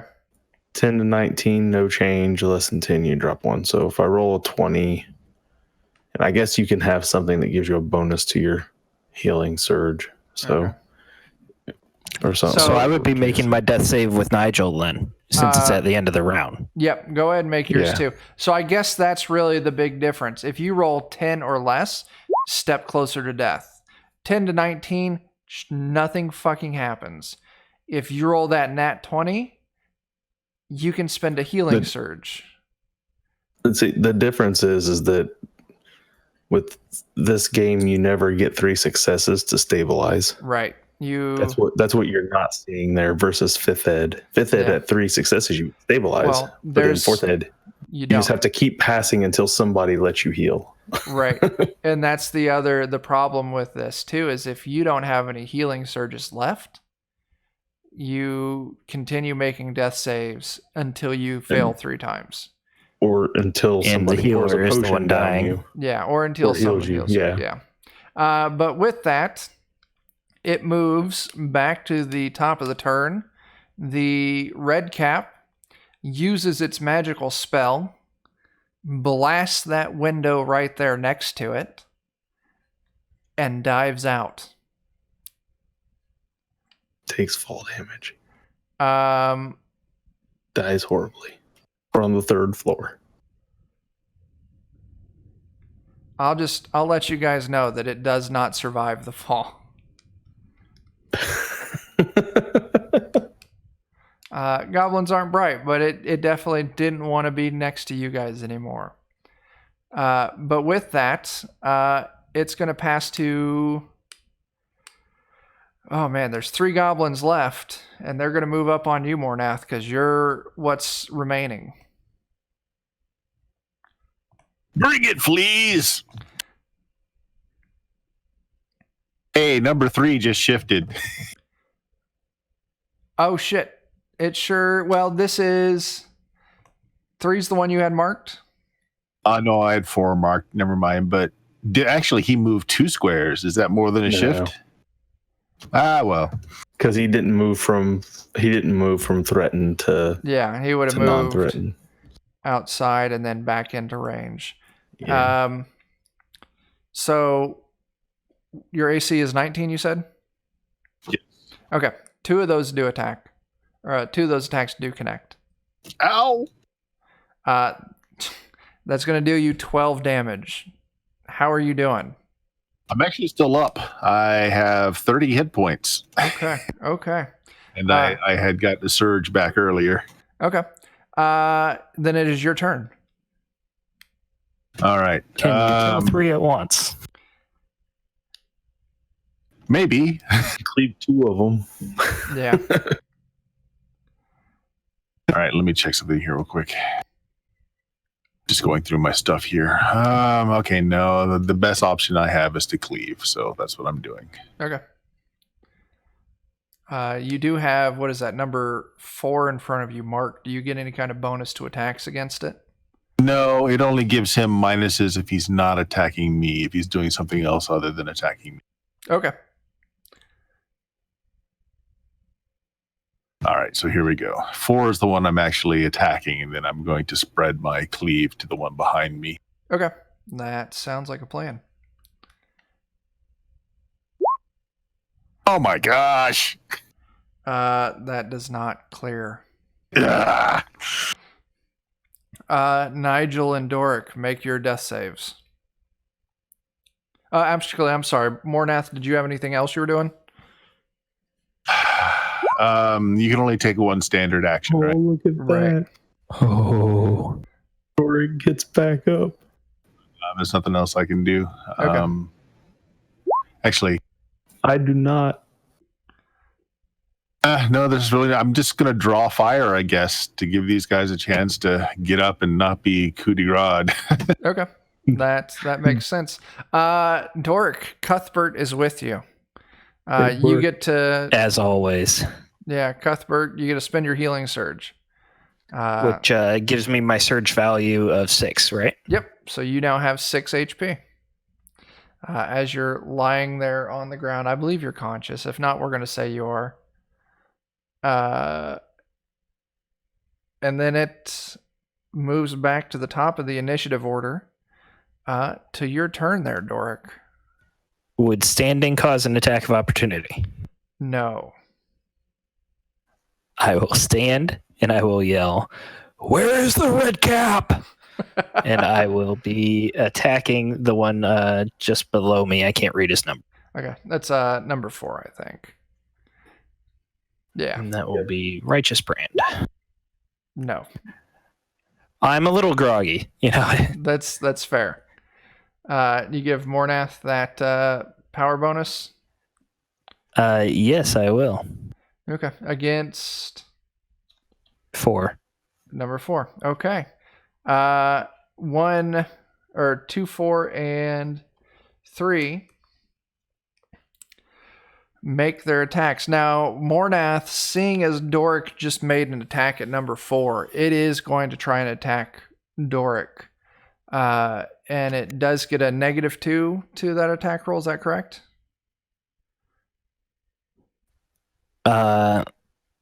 Wait, why would it get a -2 against me? Because Mornath had that one marked. It gives him a -2 to doing anything but attacking me. Okay. So it is going to go against that. So number 2, Mornath. All 3 of these connect. Oh, crap! Going down! Well, okay. 2 of them connect against you, Mornath. And actually, I'm incorrect. With that -2 that you gave, number 4 does not connect against Doric. So, Mornath, you are going to be taking 11 damage. Down! Oh, man. Okay. Tide of green has just swept over me. Okay. This is intense. Mornath and Nigel, make your death Yeah. saves. What's What that? is the death save again? It's going to be Just a straight D20. straight D20. Roll a nat 20 if you can. Yeah. Okay. At least you didn't fail. Yep. You guys maintain this turn. Doric, you're up. Mornath Okay, has just fallen. If I used a ranged attack, would it cause an attack of opportunity? No. Okay. So Yeah. I will shift back a step, because Okay. why not? Yeah. And then I will Sacred Flame. I don't like using this. I prefer my Cudgel. But we'll go ahead and use this on number 4. Okay. Versus reflex. That is a hit. 6 damage. You incinerate number 4. And can I give 3 temporary hit points to Mornath? Is that an Sorry, ability Nigel. of Sacred Flame? It says he can. Yeah. Then yes, you can. Mornath, you are now conscious on the ground with 3 hit points. Nothing personal, Nigel. I just want the cleave going. Okay. Oh, I don't blame you. Okay. So that's my turn. I'm just taking a nap. I want to get up here in a second. We're going to flex some rules here. All right. They don't realize that Mornath is conscious. So they are going to move around to attack you, Doric. Mornath, I do believe that you get an opportunity attack if you want. Against both or just one? Just one of them. And this will... Was one of those marked? No, the one that is No, marked is dead. Dead. Number 2 has taken damage. Number 3 hasn't. You're going to do a hit, though. But since you are prone, you do get a -2 to your attack roll. But even Still with that, an 18. yeah, it's and still 8 cleared. points of damage. What was that one against? Number 2 or number 3? 2. Number 2 is dead. I just reach out, grab his leg, and just wrench him right onto the head of my axe. That is absolutely beautiful. But Doric, number 3 connects to you with a critical hit, Oh. dealing you 9 damage. Doric, are you back down? Yes, I am. Okay.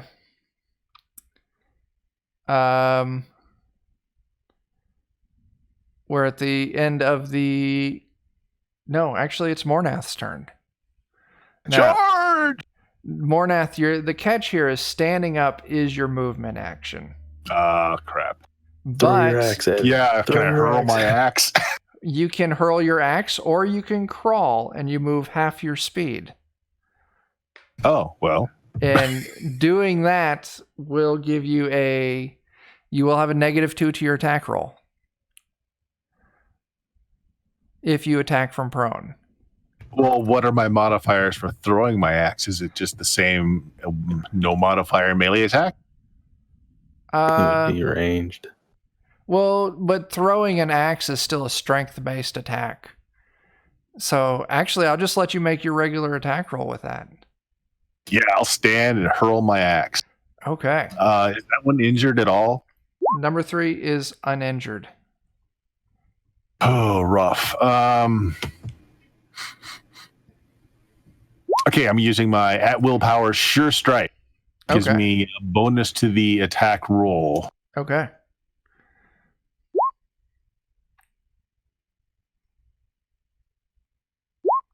Oh, come on!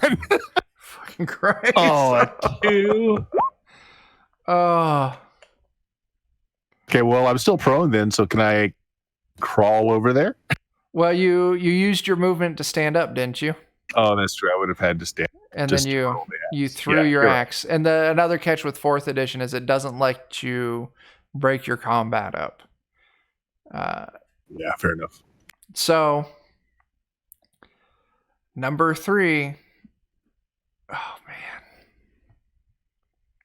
No, wait a second. Mornath, you took your turn. Doric and Nigel, make those saves. So Nigel, you've got 2 fails. Doric, you have 1 fail. This is incredibly convenient because I cannot make the next 2 games. So this works out well if I actually fail the next roll. Yeah. Number 3 is going to move up and it's going to attack you, Mornath. All right. Does a 16 clear your AC? No. Okay. Mornath, it is your turn.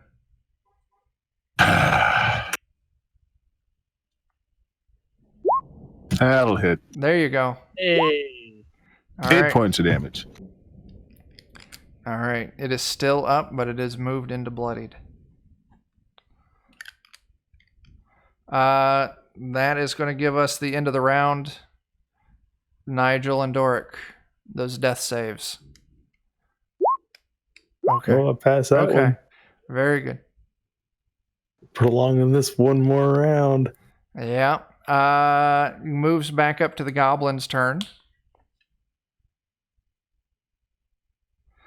It does not clear 10 with that attack roll.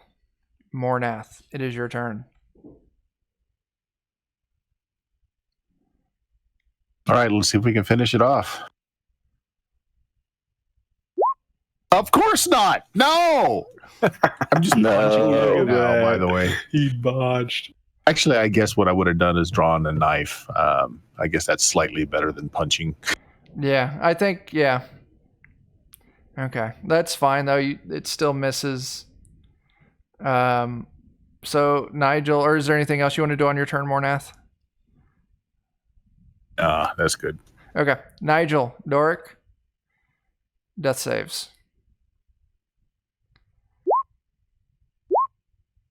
And Nigel died. Nigel, you Wow. slip into the sweet embrace of eternal sleep, and you're fucking dead. Oh, man. F's in the chat for Nigel there. But, Doric, you are unchanged. And with that, it is Goblin number 3's turn. This is just a old-fashioned slugfest. That is going to be a 17 to AC. Miss. Mornath, your turn. There, knife There to the you face. Fucking go. All right, give me that damage. That'll be a dagger is a D4 plus your strength modifier. Yeah, dagger's what, a D6 or D4? It's a D4. Well, 6 more points of damage. 6 more points of damage moves that to lethal. You have slain the last goblin here in the room. And then I rush over and see what aid I can provide to anybody here. Do you have a potion? I'll let you make a... Because you should have a healing kit, I think. Yeah, I actually have the skill, too. Yeah, go ahead and make a check to see if you can stabilize Doric. We're going to say that's a pass. Save Sherwin first. Forget about me. Sherwin. Save Sherwin. Mornath, you see the corpse of this goblin long gone and beyond any help that a mortal could provide. You do successfully stabilize Doric. Doric, go ahead and spend a healing surge. But you do find that Nigel is dead. Sherwin, no. And I think that's the best place we can wrap this for the night, because we're an hour over. Really? Yeah.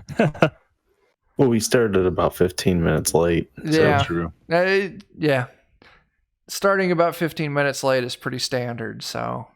We are ankle deep in goblin goo. Yeah. Actually, take a look out the window. How'd that other one?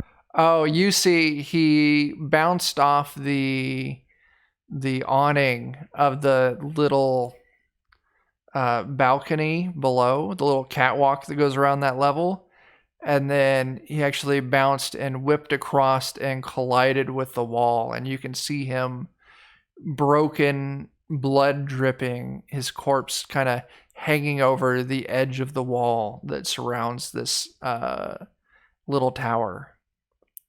It was too good of a death for him. It was.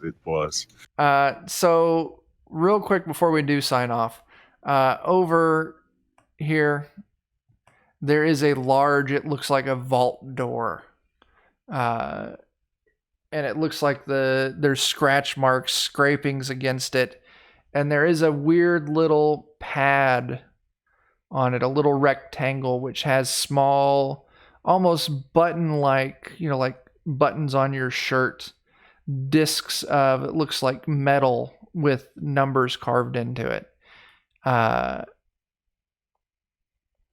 And it goes from, let me double check my notes on this.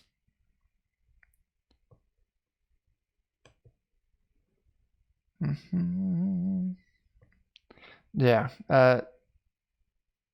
0 through 9. And I think that's where we'll kind of wrap it. So, congratulations on mostly not dying. That was an intense combat. What'd you guys think? I think I forgot that I was supposed to add my charisma bonus to my AC. Whoops. Oh, man. My AC was actually 17 through that combat, not 15. That might have saved some of those attacks. It probably would have, but it's okay because I can't make the next 2 games anyway. So, okay, so I have to work the next one, and then I'm on vacation the one after that. So there you go. I wasn't going to be here either way. Well, you'll be in traction, healing up in the local inn. There you go. They can drag you back to the temple for some good old fashioned holy healing. Now give him a proper burial. Yeah. Now the catch here is, seeing as that we were half strength in the number of players we went through, you guys definitely kind of burn through things a heck of a lot faster than what I was, kind of planning for the overall run of this. So I would imagine next session we meet up, which will be in 2 Thursdays, we'll maybe get an hour's worth of kind of resolving what's here in the tower and reporting back to town maybe. And then we can do a little recap on opinions on 4th edition. So we'll end one entire session early. That's nice. Well, thanks for running, Chuck. That's good. Yeah. 4th edition is a lot of differences in the other editions. Yeah, it's definitely its own little beast. But anyway, I'm gonna wrap up the stream. So anyone still watching, thanks for hanging out. Notorious DMG will be back in 2 Thursdays. Are you guys playing Delta Green or anything before that? We wrapped up Delta Green. So right now our next game is not until Zweihander, the next 4th edition game, which is going to be on the 29th. And then the Thursday after that will be the 5th. And that's when we'll pick up our recontinue Zweihander, but that'll be streamed over on Grim and Perilous. Yep, over on Grim and Perilous. It's on Grim and Perilous, yep. So anyway, I'm going to take us off so we can get the fuck out of here, and some of us can go to bed. So thanks for watching. We'll catch you next time.